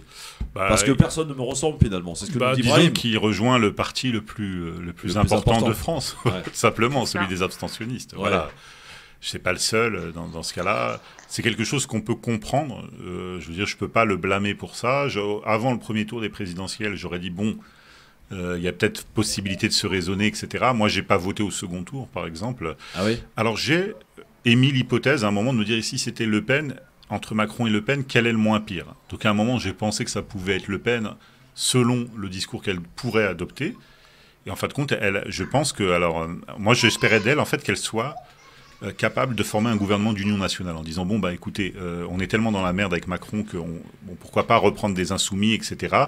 et essayer de bricoler une sorte de canevas où on va faire en fait un gouvernement de centre en réalité, avec des gens de droite, des gens de gauche, et un peu comme ce qu'avait fait Ariel Sharon en Israël, par exemple. Lui avait pris des travaillistes, il avait pris des gens de Kadima, etc. Donc... et en fin de compte, elle s'est complètement enfoncée avec toutes ces histoires de voile, elle a révélé qui elle était, tout simplement. Non, je pense qu'elle a surtout révélé qu'elle avait envie de rester députée, qu'elle n'avait pas envie de gagner. Bon, elle a tué Éric Zemmour dans l'œuf, ça y est, ça s'est plié. Elle va pouvoir continuer à prospérer et vivre de la politique pendant le restant de ses jours. Bon, voilà, c'est ce qu'elle voulait.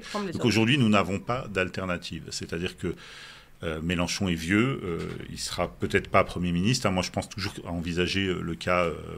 Je suis pas un optimiste par nature, Et je pense qu'aujourd'hui, en fait, on est dans un système monarchique où finalement les députés n'auront aucun rôle à jouer, les décisions sont prises à un autre niveau. Et d'ailleurs, on a par exemple dans chaque circo des députés républicains qui n'ont pas de chef de file. Je veux dire, Sarko est dans le giron, dans les petits papiers de Macron.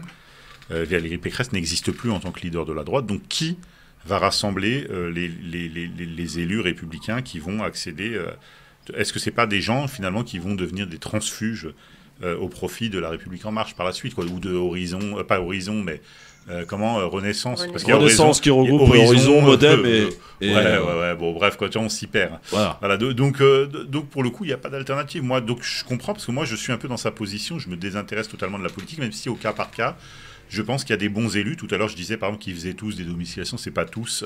Il y a des très bons élus, il y a des très bons députés qui habitent leur circonscription, qui vivent avec les habitants de leur circo, mais qui aujourd'hui sont pas forcément majoritaires. Mais il y a de très bons députés maires, des députés qui sont aussi maires adjoints, etc., qui sont ancrés dans leur territoire, qui organisent des permanences, qui reçoivent les administrés sur des créneaux dans la semaine, qui sont à l'écoute des problèmes. Ça existe. Je veux pas tous les condamner en bloc. Faut regarder au cas par cas. Voilà. Merci Brahim en tout cas pour votre appel. Et merci, c'est moi. Suivez de très près ce qui va se passer. On sait jamais, hein, mon cher Brahim. Il peut y avoir des surprises, je ne peux rien dire. Merci beaucoup mon Brahim. Farid, en un mot, qu'est-ce que ça t'évoque quand tu écoutes justement cet échange intéressant avec Brahim, qui est sur le terrain, qui milite, qui agit et qui dit bon bah voilà, moi il n'y a plus personne qui me représente, sincèrement je vais aller à la pêche, quoi. Quand il n'y a plus personne qui te représente, je pense qu'il faut y aller soi-même, tout simplement. Et Brahim, pour moi, a toute la légitimité pour devenir député. Alors, je ne sais pas de quelle circonscription précisément à Marseille il est, mais pour moi, il a toute la légitimité de lui ou quelqu'un d'autre. Tout à l'heure, Kauter parlait effectivement de quelqu'un des quartiers nord, pourquoi pas à la mairie de Marseille. Mais je rappelle qu'il y a des élus des quartiers nord. Je rappelle qu'il y a des élus qui sont issus de ces territoires-là. Et les gens, malheureusement, alors même s'il y a une abstention très forte, parfois leur donnent confiance. Mais je le comprends, l'abstention, c'est comme l'a dit Anouar, c'est le premier parti de France aujourd'hui. Mais à un moment donné, ces partis politiques ou parfois même ces hommes ou ces femmes politiques ont intérêt à avoir une abstention aussi record. La réalité, c'est ça aussi. C'est que quand vous êtes élu sur une base de 10% du corps électoral de votre circonscription, franchement, c'est super facile. La réalité, c'est celle-ci. Et c'est malheureux. Et ces gens-là ont intérêt à ce que de moins en moins de gens aillent voter. Moi, personnellement, le jour où on rendra le vote obligatoire, je peux vous dire que les gens feront de la politique différemment, peut-être s'intéresseront un peu plus à la vie des gens, Farid, tout simplement. Tu sais quoi, moi, l'impression que j'ai quand je t'écoute, c'est un peu en rapport avec ce qu'avait dit l'auditeur précédent qui avait débattu avec Kauthar. C'est-à-dire qu'aujourd'hui, l'élection, qu'elle soit présidentielle, législative, municipale, en réalité, c'est un référendum sur le droit pour les musulmans à finalement être français et à s'épanouir sur le territoire français. Voilà. En fait, tu as toujours un candidat. Pourquoi est-ce que les gens vénèrent Mélenchon? Parce que c'est le seul qui a dit, finalement, vous êtes français, même si vous êtes musulman, et je ne remets pas en cause votre francité, mais derrière, il y a un programme, etc. Mais derrière, tu as un autre candidat ou une candidate qui dit, moi, je veux vous rémigrer. Tu vois. Donc, en fait, pour moi, c'est pas de la politique, ça. Je veux dire, tu votes pour un mec qui te dit, tu as le droit d'exister, tu as le droit de respirer. Tu vois. Je suis complètement d'accord. Après, par rapport à ce que tu dis, Brahim qui sera député, écoute, Farid, on va pas se mentir, dans les circonscriptions gagnables, les partis politiques ont beaucoup de peine à investir des candidats d'origine. Indépendant, Noam. Ouais, mais sans étiquette. Je peux m'exprimer sur ça? Bah oui. Je pars sans étiquette. Moi, je veux bien. D'abord, il faut savoir qu'il faut de l'argent. C'est un sport de riche, la politique, c'est une activité de riche. Il faut être organisé, il faut avoir de l'argent. L'argent, c'est le nerf de la guerre. Tu as des frais obligatoires. Quand tu es ouvrier, quand tu es dirigeant d'association, quand tu es infirmière, quand tu es professeur, partir en payant les frais obligatoires sans parler de la propagande pour être connu, parce que tu n'es pas connu, justement, il faut te faire connaître par tes électeurs, c'est compliqué. C'est compliqué. Alors moi, je veux bien, quand tu dis qu'il faut rendre le vote obligatoire, ouais, on peut le dire comme ça, mais non, quoi. Parce que pourquoi les gens ne votent pas? Obligatoire ou pas obligatoire?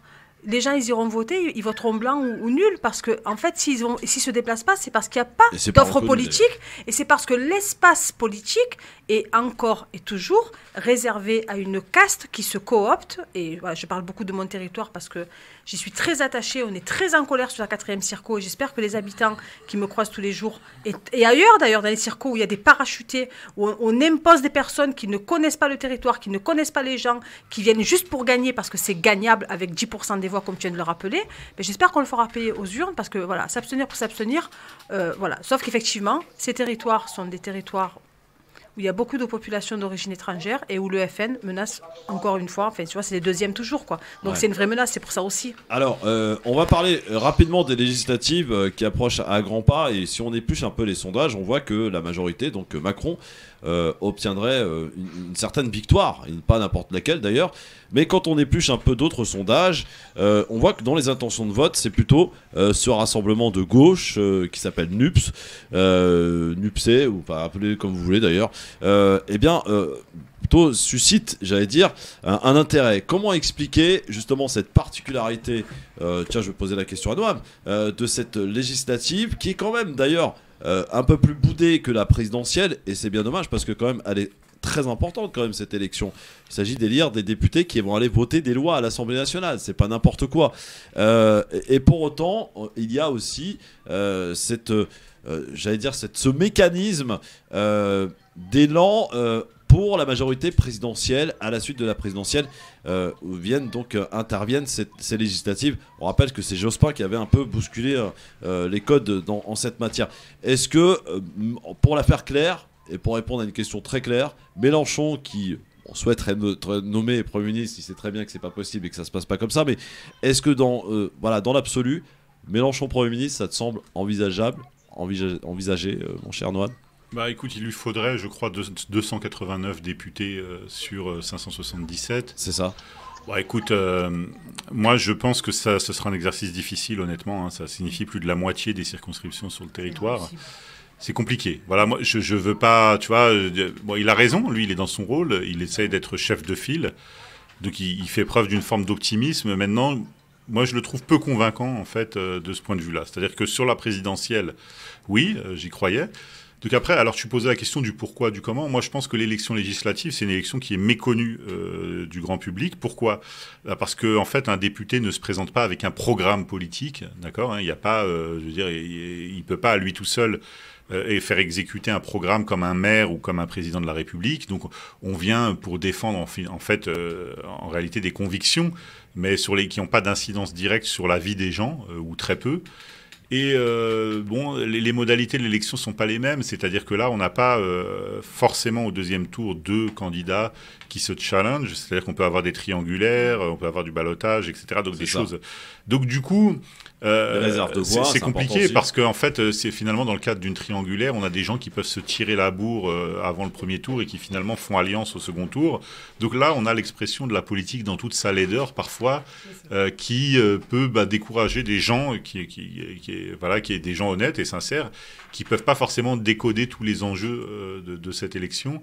Et donc, le principe de base, c'est de s'en désintéresser, parce que forcément, je veux dire, si tu demandes à beaucoup de gens, lambda dans la rue, qui est le député de leur circonscription, je suis pas sûr que beaucoup puissent te répondre. À part ceux qui s'intéressent vraiment à la politique, il y a des gens qui diront ah bah non, moi je sais pas vraiment qui c'est. Personnellement, je connais même pas un député. Sur une ville, déjà, tu peux avoir 2 circos, 3 circos en fonction de la taille. Parfois, tu vois, la découpe. Moi-même, je maîtrise pas totalement la façon dont sont découpés les circos. En plus, elles ont été modifiées en 2012, donc. Honnêtement, je pense qu'à part un public averti ou des gens qui diront moi, quoi qu'il en soit, chaque élection, je mets un bulletin RN dans l'urne ou un bulletin Coco ou je ne sais quoi, tu es pas vraiment sûr que les gens s'intéressent réellement à cette élection, et je trouve ça normal compte tenu de la façon dont les choses sont communiquées par les candidats eux-mêmes. Hein. Je veux dire, moi, j'ai réfléchi à me présenter, et puis j'ai reculé. Et moi, si je m'étais présenté, par exemple, moi, je me serais pas présenté pour un territoire. J'aurais dit, moi, je vais participer, comme on a des commissions parlementaires, au contrôle du renseignement, c'est-à-dire savoir si les gens qui sont en écoute téléphonique sont écoutés pour de bonnes raisons. Ça, c'est des députés et des sénateurs qui s'en occupent, ils sont 5, il y a une commission parlementaire. J'aurais visité les locaux de privation de liberté dans la Circo, c'est-à-dire les locaux de garde à vue, les locaux, les prisons, les centres de rétention, pour voir si les gens étaient retenus dans des conditions dignes. J'aurais fait ce genre de choses, mais après, je me suis dit, les gens, de toute façon, sont pas réceptifs à ça, ils s'en foutent, ils veulent juste que le mec ait un beau sourire, qu'il ait la bonne couleur politique. Si c'est un député maire qui se présente en face de moi, pour peu qu'il ait donné des apparts, des places en crèche et des emplois dans l'administration, moi, j'ai aucune chance. Donc voilà, du coup, je m'y suis un peu désintéressé, mais Bon, après, tout le monde s'intéresse pas à la politique comme nous, on s'y intéresse, et donc forcément, ça a des incidences. Moi, je suis pas d'accord et je regrette. Je te connais pas, c'est la première fois que je te rencontre. Je suis au Je suis ravi, préalable. Mathieu. Mais je regrette que tu ne partes pas parce que je crois que la France, la démocratie et justement l'abstention souffrent que des personnalités comme la tienne ne s'engagent pas en politique. Je sais que c'est un combat difficile, qui est âpre, qu'on y laisse des plumes, en particulier quand on s'appelle comme toi ou comme moi, qu'on a nos parcours, etc., etc. Mais je pense que c'est aussi laisser le fauteuil vide, encore une fois, à des gens qui sont complètement déconnectés de la réalité pour des dizaines de raisons, et on pourrait les évoquer, mais tout le monde les connaît. Et je crois que justement, tant que des personnes comme toi ne s'engageront pas... Moi, tu sais, la politique, je considère que c'est comme l'agriculture. Et là, je considère qu'en France, on a des centaines d'hectares de champs qui sont complètement gangrénés par des mauvaises herbes, etc. etc. Et que les partis, eux... Des mauvaises herbes qui sont tenaces et qui ont envie de rester. Tout à fait. Et les partis politiques, eux, ont des appareils, des tracteurs, des si. Je n'ai pas le jargon des agriculteurs, ils m'excuseront, y compris mon collègue Didier Giraud. Et qu'ils sont appareillés pour ça, ils ont le fric, etc., etc. Et que nous, des gens comme toi et moi, comme Brahim tout à l'heure, qui nous a appelés sur les ondes de France Maghreb 2, et je l'en remercie, quand on va en politique, il faut qu'on défriche à main nue, qu'on arrache ces mauvaises herbes, comme tu viens de le préciser, sont vraiment accrochées. Et une fois qu'on a débarrassé ce terrain de ces mauvaises herbes, il faut travailler la terre, il faut la nourrir correctement et il faut semer les graines. Et je crois que c'est un devoir pour des personnalités comme nous. Je crois qu'il n'y a pas de hasard, qu'il n'y a que des rencontres et qu'il n'y a que des destinées qui sont liées à un moment donné à communier, même si on n'est pas d'accord sur tout, mais au moins sur 2, 3, 4 points qui concernent la communauté nationale dont on fait partie et qu'il faut semer pour nos enfants, pour nos voisins, pour nos frères et sœurs, pour les personnes qu'on ne connaît pas aussi, mais qui ont droit aussi à la vie digne, les graines de l'espoir, du travail, de la reconnaissance, et encore de l'espoir, et encore de la méritocratie, etc. etc. Et faire sauter ce putain de plafond de verre, qui nous empêche d'être les représentants, toi, moi et d'autres, des concitoyens qui nous ressemblent et des autres qui ne nous ressemblent pas, parce que moi, quand on me dit que je fais partie de la diversité, c'est pour moi un coup de Kalachnikov. Je ne suis pas une diversité, je suis française depuis plusieurs générations. Alors, si je peux, j'ai compris en fait. Et voilà, et on fait partie de la communauté nationale et on est une richesse de la communauté nationale. T'as encore 24 heures pour déposer ta demande. Alors en fait, Qui c'est Noam. Ouais, alors en fait, Farid parle, il nous écoute là. Oui, il écoute. Voilà, alors en fait, moi j'ai participé il y a quelques années, avant même qu'on se connaisse, Farid, à son investiture à la mairie de Sevran quand il s'est présenté. Il s'est présenté, Farid. Ouais, et j'étais là. À l'époque, je bossais au RG 93 et j'avais été invité et j'étais venu assister à son investiture, à l'inauguration de son local de campagne. Et moi, j'ai aussi une expérience à Mitry-Mory, la ville voisine de Sevran. Et j'ai découvert la laideur de la politique, déjà les coups en dessous de la ceinture, les jalousies, la convoitise, et aussi lâcheté des gens. C'est-à-dire que j'ai un voisin qui m'a dit « moi j'ai cette voix, compte sur moi, etc. » Et à un moment, je lui ai dit « est-ce que tu y es allé ?» Bon, il m'a regardé, on avait bien compris qu'il savait que je pouvais vérifier sur l'émargement. Il n'était pas allé voter, ni lui, ni les gens de sa famille, parce qu'il faisait beau et qu'il y avait un barbecue, que c'était dimanche, et donc... mais bon, voilà. entre une côte de bœuf et un bulletin dans l'urne, voilà. Bon, on a compris. Hein. Ouais, voilà, et puis les gens, c'est l'intérêt individuel. Bon, nous, moi, j'étais sur une liste de centristes, il y avait des gens de gauche, les gens me disent « attends, mais avec vous, le prix de la cantine va augmenter, puis vous allez nous faire chier, vous allez faire la police municipale, vous allez nous mettre des amendes, et patati, la maire, elle est sympa, nous donne des appartes, et tout ça. Donc j'ai entendu ça, je me dis « bon, en fait, ce qui fait la grandeur d'une nation, et ce qui n'est pas le cas dans tous les pays du Maghreb, c'est la capacité justement à envisager l'intérêt commun, au détriment parfois de l'intérêt individuel. C'est-à-dire que bon, en Algérie, par exemple, je parle de mon pays d'origine, s'il y a des gens qui jettent les sacs poubelles ou les ordures par la fenêtre, c'est bien parce qu'ils s'en foutent en fait de l'extérieur. Ils sont très propres chez eux, mais parfois il y a des gens qui balancent comme ça sans vergogne un sac d'ordures par la fenêtre, et c'est l'espace commun. Ils considèrent que ça les concerne pas. Je pense qu'en France, en fin de compte, le fait de ne pas aller voter, de ne pas s'engager, de ne pas soutenir les candidats, c'est un peu une façon de jeter son sac d'ordures par la fenêtre en disant ça c'est l'espace commun, ça ne me regarde pas. Moi je veux savoir ce que tu vas faire pour moi. Si tu peux rien faire pour moi, je préfère voter pour l'autre qui finalement m'assure mon petit confort. J'ai Netflix, j'ai mon appart, j'ai mon frigo qui est plein, ça me va. Ouais. Farid, t'écoutes tout ça là, qu'est-ce que ça t'évoque? Ouais. Je savais pas que tu t'étais présenté à Sevran, dis donc, mon Farid. Je t'ai balance là, je t'ai lance bas. Ah non, c'est public, j'ai rien à cacher. Magnifique expérience. Alors du coup, la petite expérience que je peux vous dire, c'est que c'est un territoire magnifique. La deuxième chose, c'est que en réalité, les gens, comme l'a dit Anouar, en vérité, quand vous leur parlez de leurs soucis réel ou celui de l'avenir de leurs enfants, en réalité, les gens s'en foutent complètement. C'est-à-dire que les gens, ils vous disent oui par politesse, puis après, il y a un ancien maire qui arrive et qui donne 20 € le vote, et voilà, et le tour est joué. La réalité, c'est aussi ça, le clientélisme dans nos quartiers populaires. C'est malheureux, mais c'est aussi ça la réalité. Maintenant, pour revenir à ton sujet, Christophe, c'est-à-dire l'élection, les prochaines législatives, bon, moi je pense que tout ça est très hypocrite, il faut changer le mode de scrutin. C'est ça. Pourquoi ? La réalité, c'est qu'on sait pertinemment qu'il y aura une majorité, en tout cas pour le président de la République actuel. Ça, c'est une évidence. Maintenant, moi je pense qu'au lieu de perdre du temps, etc., on aurait dû corréler les législatives sous un mode proportionnel, par exemple, et les caler, par exemple, au présidentiel. La difficulté, c'est quoi ? C'est qu'aujourd'hui, on fait croire, par exemple, Mélenchon, quand il dit Mélenchon Premier ministre, on sait pertinemment qu'en fait, ça n'arrivera jamais. Et quand bien même il gagnerait, par exemple, ce qui n'arrivera pas, parce que le mode de scrutin est fait qu'il ne pourra pas gagner au second tour, quand bien même il aurait une majorité de députés, ce que je ne crois pas, la réalité, c'est que ce n'est pas lui qui décide, c'est le président qui nomme. Et ça, en fait, c'est un mensonge éhonté vis-à-vis de la population. Pourquoi ? Parce qu'en fait, il doit surfer sur la vague des présidentielles. Pourquoi il doit surfer sur la vague des présidentielles ? Parce qu'il lui faut un maximum de voix pour pouvoir salarier des permanents à son siège de la France Insoumise, tout simplement, et ce sont toujours les mêmes. Tout à l'heure, on a écouté un certain nombre d'auditeurs qui sont tous respectables, il n'y a aucun souci. Moi, j'ai une seule question à leur poser. Savez-vous qui sont les permanents de la France Insoumise aujourd'hui ? Y a-t-il des gens comme eux qui sont permanents de la France Insoumise ? Quand je dis permanents, c'est-à-dire des gens grassement payés dans ces partis-là. La réalité, c'est qu'il n'y en a aucun. Alors, c'est bien gentil, il fait semblant, parce qu'en fait, il évoque la chose qui est toujours émotionnelle chez un certain nombre de nos concitoyens, c'est-à-dire l'islam.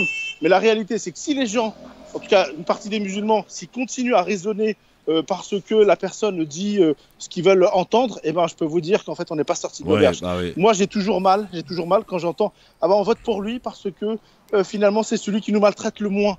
La réalité, c'est que... Effectivement, je pense qu'on peut trouver sympathique. J'ai la pub. Des gens voilà, qui ne demandent pas à être émigrés. Voilà, donc dans un instant, un petit zapping rapidos et le quiz et la belle histoire qui a écouté attentivement, qui a supporté attentivement et qui va nous en résumer l'émission dans quelques instants. Avec ses mots à lui, à tout de suite, ne bougez pas. Il s'appelle Noah Manoir et c'est un ancien policier mais aussi auteur du livre Les 100 conseils pour votre sécurité. Elle s'appelle Kauter Ben Mohamed, elle est présidente de l'association Marseille en colère. Il s'appelle Farid Tabsamani et il nous parle d'intelligence économique, mais pas que, entre autres avec nous sur France Maghreb 2. C'est parti pour un zapping plus court que prévu. Je crois que vous avez certaines choses à me dire. Vous alliez le faire gagner parce que c'est notre projet. Et c'est insupportable, enfin, votre attitude. Mais enfin, ça va pas. Il faut que la police tire à balles réelles dans ces cas-là. Ne pas s'asseoir sur une chaise rouge parce que le rouge serait la couleur du diable. J'ai grandi et baigné dans l'islam. Oui. El Hamdou, je le connais par cœur. D'accord. Ça va. C'est insupportable, votre attitude sur les plateaux de télévision. Je vous demande de vous arrêter. Je vous demande de vous arrêter. Vous croyez qu'ils oseraient venir ici? Comment ça ose tout? C'est pas ça qu'on le connaît. Ah, je l'aime beaucoup ce jingle, franchement. Alors, qu'est-ce que j'ai dans mon petit zapping ? Bah tiens, Stanislas Guérini, qui a fait une petite bourde sympathique sur France Info hier, écoutez. Un candidat condamné pour avoir frappé sa femme a été investi par votre parti. Dans la foulée de cette condamnation, il avait quitté son poste de conseiller à l'Élysée. Est-ce qu'il peut rester candidat aujourd'hui ? Oui, c'est très difficile de répondre en une seconde à cette question-là. Si j'avais la conviction ou même le soupçon qu'on ait affaire à quelqu'un qui puisse être violent et coupable de violence sur les femmes, jamais j'aurais accepté cette investiture-là. Il y a eu une affaire complexe, il n'a pas été condamné à l'inéligibilité. Incroyable quand même qu'il puisse dire cela, et en plus il a rajouté que ce sera aux électeurs de trancher. Alors évidemment il est un peu revenu sur ses propos, et surtout le candidat en question s'est retiré au vu de la pression, donc il n'y a pas que dans la France Insoumise qui sont concernés par des candidats touchés par des affaires violences faites aux femmes. À la différence près que celui-là a été condamné. Oui, absolument. Et que c'est quand même il y a eu 14 jours d'ITT, sachant que le seuil légal c'est-à-dire de gravité, c'est 8 jours. C'est-à-dire qu'en dessous de 8 jours, on est poursuivi mais à titre contraventionnel, et au-dessus de 8 jours, c'est à titre délictuel. C'est-à-dire que là, on va en prison. Donc, sur une femme, il y a une circonstance aggravante, etc. De 14 jours d'ITT, c'est-à-dire qu'il l'a littéralement défoncé. Hein. C'est ça. Donc, voter pour un mec comme ça, être défendu, je pense que même, en réalité, Guérini est fragilisé par ce soutien. Hein, mais franchement, qu'il ait le droit de se présenter, c'est déjà un affront à toutes les femmes qui subissent des violences, qui n'ont pas le courage toujours de se dévoiler. Moi, j'ai ma petite sœur qui m'a raconté l'histoire de sa voisine, ça m'a traumatisée. Une jeune femme de 30 ans qui a été battue. Un jour, elle porte plainte à plusieurs reprises. Au bout de 7 fois, il fait quelques mois de prison. Quand cette femme est mise en sécurité dans les quartiers sud de Marseille, il la retrouve. Il la retrouve et il l'observe pendant des semaines pour voir les mouvements du bâtiment, qui c'est qui rentre, qui c'est qui sort à quelle heure. Elle a 2 enfants avec lui. Et il va la voir et il lui dit « je vais te tuer ». Donc elle est pétrifiée, cette jeune femme, tu vois, et elle ne sait plus quoi faire. Donc elle appelle la police, ils ne viennent pas le chercher, etc. Et un jour, elle va chercher ses enfants qui est à 100 mètres de l'école. C'est la voisine de ma sœur, quoi. C'est pas une histoire qu'on a entendue. Et il y a un petit ange qui lui dit « descends par les escaliers ». Et quand elle descend par les escaliers, quand elle ouvre la porte, elle voit son ex, le père de ses enfants, avec un grand bidon et de l'acide à l'intérieur. Il a coupé le haut du bidon. Donc lui, surpris d'entendre quelqu'un qui arrive par les escaliers, parce qu'il a observé, il savait qu'il n'y avait personne à cette heure-là, parce que tout le monde travaille, etc., etc. Elle se met à courir par réflexe, et bon, il la rattrape, elle tombe, et elle se recroqueville sur elle-même, elle se protège le visage, elle dit « mon Dieu, il va me tuer, protéger mes enfants ». Et là, il y a un gars qui bosse dans un Super U en face, qui voit la scène, qui se met à courir vers elle, heureusement que c'était pas très loin du Super U, et son ex-mari lui jette le bidon d'acide dessus, et il allume le feu, elle prend feu. Le mec, courageusement, du Super U, il la prend, il la jette en poids. Les gens du Super U mettent leur veste, leur blouson. Tout cramé, la nana, tu vois. Mais elle a sauvé la vie. Et là, il a pris 17 ans de prison. Putain, c'est tellement difficile pour les femmes qui sont battues parce qu'elles sont avant tout sous emprise psychologique et émotionnelle, etc., etc. Et d'entendre quelqu'un de si haut placé qui est aujourd'hui député, porte-parole du gouvernement, etc., dire que c'est pas grave parce qu'il n'a pas été condamné à l'inéligibilité, j'ai juste envie de vomir. C'est abject, indécent et irrespectueux de toutes ces victimes. Quand j'ai vu la vidéo, ce que j'ai pensé au regard des faits, je me suis dit 2 choses. La première, c'est quand il dit « j'aurais jamais accepté cette candidature », moi dans ma tête je dis « t'as rien accepté du tout, en fait c'est pas toi qui as décidé ». Voilà, c'est là, on voyait bien qu'il maîtrisait pas le dossier, que c'était au début il a dit « oui, alors s'il était capable », la personne dit « non mais il a été condamné » et puis il réagit sur le vif, il apprend pendant l'interview que la personne a été condamnée. Donc ça signifie qu'ils n'ont même pas eu le réflexe de demander un extrait de casier judiciaire aux gens qui se sont présentés. Donc on voit bien que c'est quelque chose qui n'est pas maîtrisé. C'est pas lui qui a pris la décision. Je pense que c'est un régime monarchique, comme je le disais tout à l'heure, où je pense que c'est sans doute Macron, très proche, qui décide d'investir les candidats. Après, la deuxième chose que je me suis dit, c'est que bon, comment dire, c'est... En fait, bon, je ne veux pas revenir sur la problématique des violences faites aux femmes ou quoi que ce soit, mais là, on a quand même... une personne qui a été condamnée pour avoir tabassé une femme, quoi. Je veux dire, en situation de faiblesse. Donc, du coup, je me dis, bon, alors je veux pas paraître raciste, j'ai cherché un petit peu mes mots, mais je veux dire, en fait, vous vous doutez de rien, quoi. C'est-à-dire que ça vous fait pas peur. Moi, je sais pas, il y a des gens, aujourd'hui, qui ont peur parce qu'ils ont fait, je veux dire, qu'ils se présentent pas à des emplois protégés, police, gendarmerie, etc., parce que ils ont un membre de leur famille ou eux-mêmes qui ont commis un petit forfait, un petit délit, un outrage, etc., il y a 10-15 ans. Là, on a un mec quand même qui se présente à la députation, quoi. Donc, qui a été réélu maire, excuse-moi, je complète, parce qu'entre-temps, il a été condamné, il s'est présenté à sa mairie, il a été élu maire entre-temps. Donc ça signifie que les mecs doutent de rien. C'est-à-dire que, en fait, nous, on rase les murs, on arrête de respirer pour pas être vu, etc., parce qu'on voit bien que dès qu'un robeux sort la tête du bois, il se fait décapiter, quoi, sur le champ. Et là, les mecs, ils y vont quand même et ils sont défendus, ils ont du soutien, tout ça. Donc moi, je me dis, bon...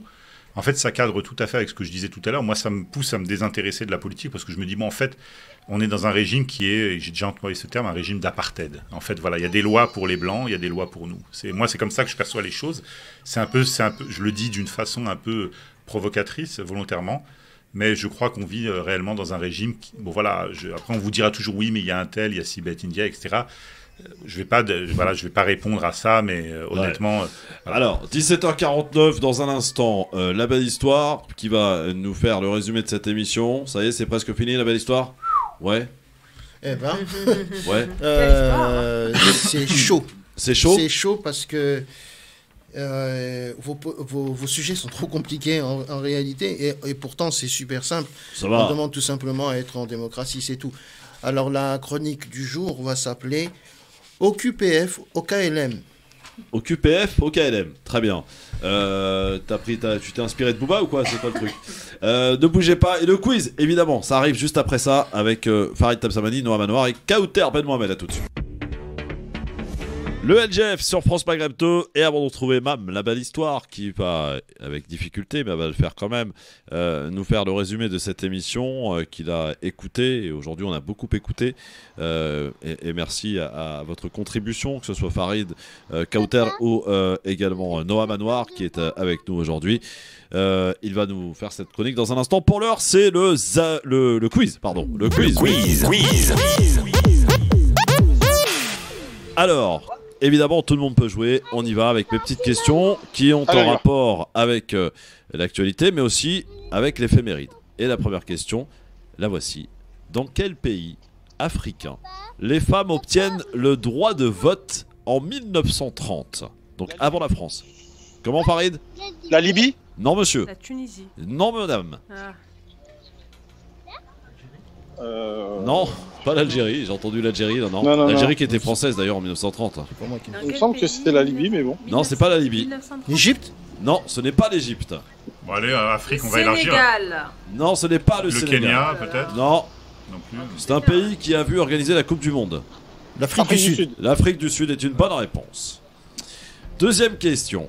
Quel pays a expulsé 34 diplomates français? Sénégal. La Russie. La Russie, en représailles, évidemment, aux expulsions de 31 Russes par la France le mois dernier.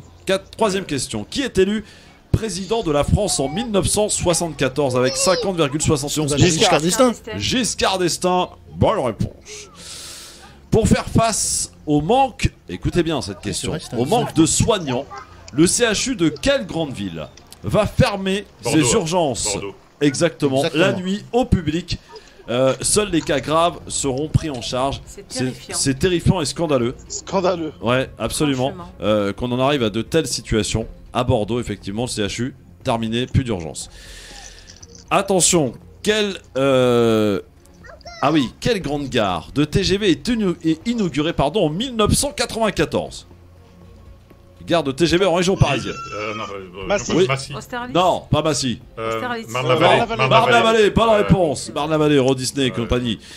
Quel président africain a apporté son soutien aux joueurs du PSG? Idriss Gueye. Sénégal. Oui, qui a refusé. Macky Sall. Exactement, Macky Sall, qui a refusé de jouer le jour donc de la journée contre Sénégal, les violences faites aux homosexuels, et ça fait scandale, évidemment. Macky Sall. Dernière question, je cherche une journaliste et présentatrice de télé, née en 1963 à Bordeaux. Elle est présente encore à la télé et depuis de nombreuses années d'ailleurs sur France 2. 63? Oui, Bordeaux. Bordeaux. Présentatrice de télé. Oui, on la voyait beaucoup dans le Téléthon par exemple. Sophie Davant? Sophie Davant est une bonne réponse. Merci, la belle histoire. Eh bien, victoire collégiale. Allez, on y va. Eh oui, victoire collégiale. Alors, la belle histoire, c'est maintenant l'heure de te retrouver pour conclure cette émission. Pour celles et ceux qui l'ont loupé, vous pouvez la retrouver d'abord en podcast sur YouTube. Donc je précise qu'on n'est pas homophobe sur France Maghreb, on a passé Freddie Mercury. Hein, voilà. Évidemment. La belle histoire, à toi de jouer avec ta chronique pour conclure cette émission. J'espère que tu vas tailler tout le monde. Allez, je compte sur toi, à toi de jouer. Alors, bon, voilà, je remets en ordre tous mes papiers. Vous voyez que c'est du direct. Alors, je précise quand même les choses parce que les auditeurs qui n'ont pas l'habitude de m'écouter, il faut savoir que j'écoute l'émission, que j'écris mes textes à la main et que j'ai pas le temps de le retenir. Donc, tout est fait en direct, en live. Alors, donc, la chronique du jour s'appelle OQPF au KLM. Je m'introduis dans les studios de France Maghreb 2 pour débuter mon propos par une scandaleuse expulsion. Celle d'une famille dont la maman a saisi la justice de la République pour empêcher son expulsion du logement qu'elle occupe. Le tribunal a statué et a donné raison au bailleur Côte d'Azur Habitat, car le fils de la locataire a été condamné pour trafic de stupéfiants. C'est la décision qui est stupéfiante, probablement trafiquée politiquement par les membres de Côte d'Azur Expulsa, car il n'est point étonnant d'y voir figurer des proches du milieu politique niçois. Le président de l'organisme HLM est M. Bord, premier adjoint au maire de Nice, en charge de la sécurité, du logement, de la rénovation urbaine et de la politique de la ville. Rien que ça. La métropole niçoise a inventé en mélange républicain macro-jupitérien les OQLF, obligation de quitter le logement français, avec le scandale éthique qu'il suscite, et 130 expulsions du même acabit sont en cours. Et pendant ce temps-là, le Marseillais CNewsien, Jean-Marc Morand-Direct, organise le fight Samia Ghali-Rosa Méziane. Dans l'arène des quartiers populaires de Marseille, hormis les pseudo-polémiques de bas étage, la colère des Marseillais atteint des paroxysmes semblables à la théorie du tonneau des Danaïdes, autrement dit le puits sans fond. Sécurité, emploi, logement, aménagement du territoire, rien ne va et on devrait se poser la question, à qui profite le crime ? Entre clientélisme, règlement de compte et grand cinéma américain devant les médias, où l'autorité n'est plus autorité, mais la zone de non-droit existe. Non-droit de vivre en tranquillité, non-droit à des services publics dignes, des transports en commun, le vivre en commun accord versus le vivre ensemble en sereine république. Ah, le Sud, ah là là, le Sud. Les gens du Sud ont les yeux le bleu lagon en leur décor. Les gens du Sud ont dans le cœur l'amour du prochain qui est incomparable. Notre vivre ensemble brûle et nous regardons ailleurs. Et pendant ce temps-là, la grande parade politicienne a débuté en ces temps de législative. Alors que le grand casting du gouvernement fait jouer à Elisabeth le jeu des 1000 bornes, le chassé-croisé des courtisans et col blanc serré est un jeu funeste pour les modestes que nous sommes. Mélenchon, député de la 4e circonscription des Bouches-du-Rhône, où le Rhône généreux a ouvert sa bouche pour introduire le leader insoumis et ce dernier n'a nourri aucune bouche dans le Rhône ni ailleurs. Alors, quand Jean-Luc se rêve en Premier ministre et parle d'Elisabeth Borne comme sa prédécesseur, quel culot! Attends de gagner et surtout de te faire nommer Mélenchon par Macron, frère. Il ne suffit pas d'être né à Tanger pour se sentir proche des musulmans. Tu es né sous protectorat français, mais attention, Tanger, on ne t'apportera pas aussi facilement un protectorat électoral, à bon entendeur. Aujourd'hui, pour comprendre la politique, il faut avoir un excellent modem. Aucun républicain ne prenne un parti radical à gauche ou à droite. L'écolo a rejoint l'écono. Communiste en fuite, c'est la faute à Roussel. Écolo rigolo, c'est la faute à Rousseau. Le Rassemblement national est impossible quand l'abstention crée des reconquêtes. La France insoumise, la vraie, existe. Celles et ceux qui préfèrent écouter YouTube et Bono plutôt que de suivre le parti en section U2 de Danielo Bono. Oh, magnifique. Je ne crois pas à la Renaissance. Pourquoi ? Pour tout un chacun, nous avons eu une belle naissance et un horizon à tutoyer. J'ai fait du 4 pattes et un jour, mes parents m'ont dit « Lève-toi, en marche ». Regarde bien. Oui, je regarde bien, t'inquiète pas, Farid. À l'inverse de Macron, qui savait déjà marcher, capable de tuer Père et Bruno Le Maire, et qui croit renaître après un triomphe napoléonien à la présidentielle. Ah oui, j'oubliais, PS, post-scriptum. Je ne suis ni nupe, ni dupe, ni jupe, parce que ça huppe la politique politicienne. La politique académie est en cours. Jean Lassalle est contre l'arrivée de Renaud Muselier, et en disant de lui, comme Renard Dely, c'est un chien. Carrément. On a voulu, non mais c'est lui qui l'a dit, mais il l'a dit pour Renaud Dely.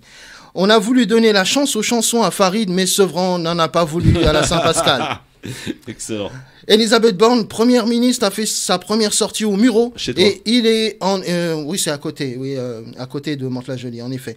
Et il est en effet utile pour Babette de savoir nager sans burkini ni seins nus dans les murs eaux de la République et sortir triomphale de l'ivresse législative en verre de Calvados. Zappons pour le zapping avec une bourde du délégué d'En Marche concernant la présentation d'un candidat condamné pour violence faite aux femmes. Comme dirait Kautar Ben Mohamed, un Guérini en remplace un autre. Lol. Où on est... Mais il faudrait vraiment qu'on se pose une question. Mais où est Marlène Schiappa ? Ah oui. Alors tu sais où elle va aller ? Est-ce que tu sais où elle va aller ? Non, je ne sais pas où est-ce qu'elle va. Eh bien, je te le donne l'information. Elle va être animatrice de sa propre émission sur C8 après avoir quitté le ministère. Il en a mois de septembre. Elle dépasse vraiment les bornes. C'est clair. Franchement, j'en ai assez. Ouais. Franchement, j'en ai vraiment assez. Je vais m'ordonner dès maintenant de quitter le territoire radiophonique au KLM. Merci, la belle histoire. Voilà, du grand talent, hein. Du grand talent, vous l'avez compris. Hein, Noam, tu confirmes ? Ouais. Tu signes ? Bon, Kauter, pareil. Bon, Farid, que tu connais évidemment, la belle histoire. Hein. Voilà. Merci mon Farid d'avoir participé à cette émission avec les moyens du bord. Et on se retrouve très très vite mon Farid sur France Maghreb 2 bien entendu. Avec grand plaisir. Merci Noam Anouar. À très bientôt Noam. Merci pour l'invitation. Et Kauter, merci beaucoup. Il n'est pas impossible qu'on se revoie bientôt? Pas impossible, écoute, pas impossible. J'attends vos invitations. Eh bah, non mais arrête, t'as pas besoin d'être invité ici, tu es chez toi. Bon, allez vas-y, tu viens demain? Inch'Allah. Allez, vas-y. Inch'Allah, tu sais que ça veut pas dire oui. Hein. C'est pour ça que nous verrons. Ça va dépendre des disponibilités des trains, en fait. Voilà. Merci ma Kauter, en tout cas, restez bien à l'écoute de votre radio. On est de retour demain avec Tarek Mami, Maître Charny et point d'interrogation. Salut à tous.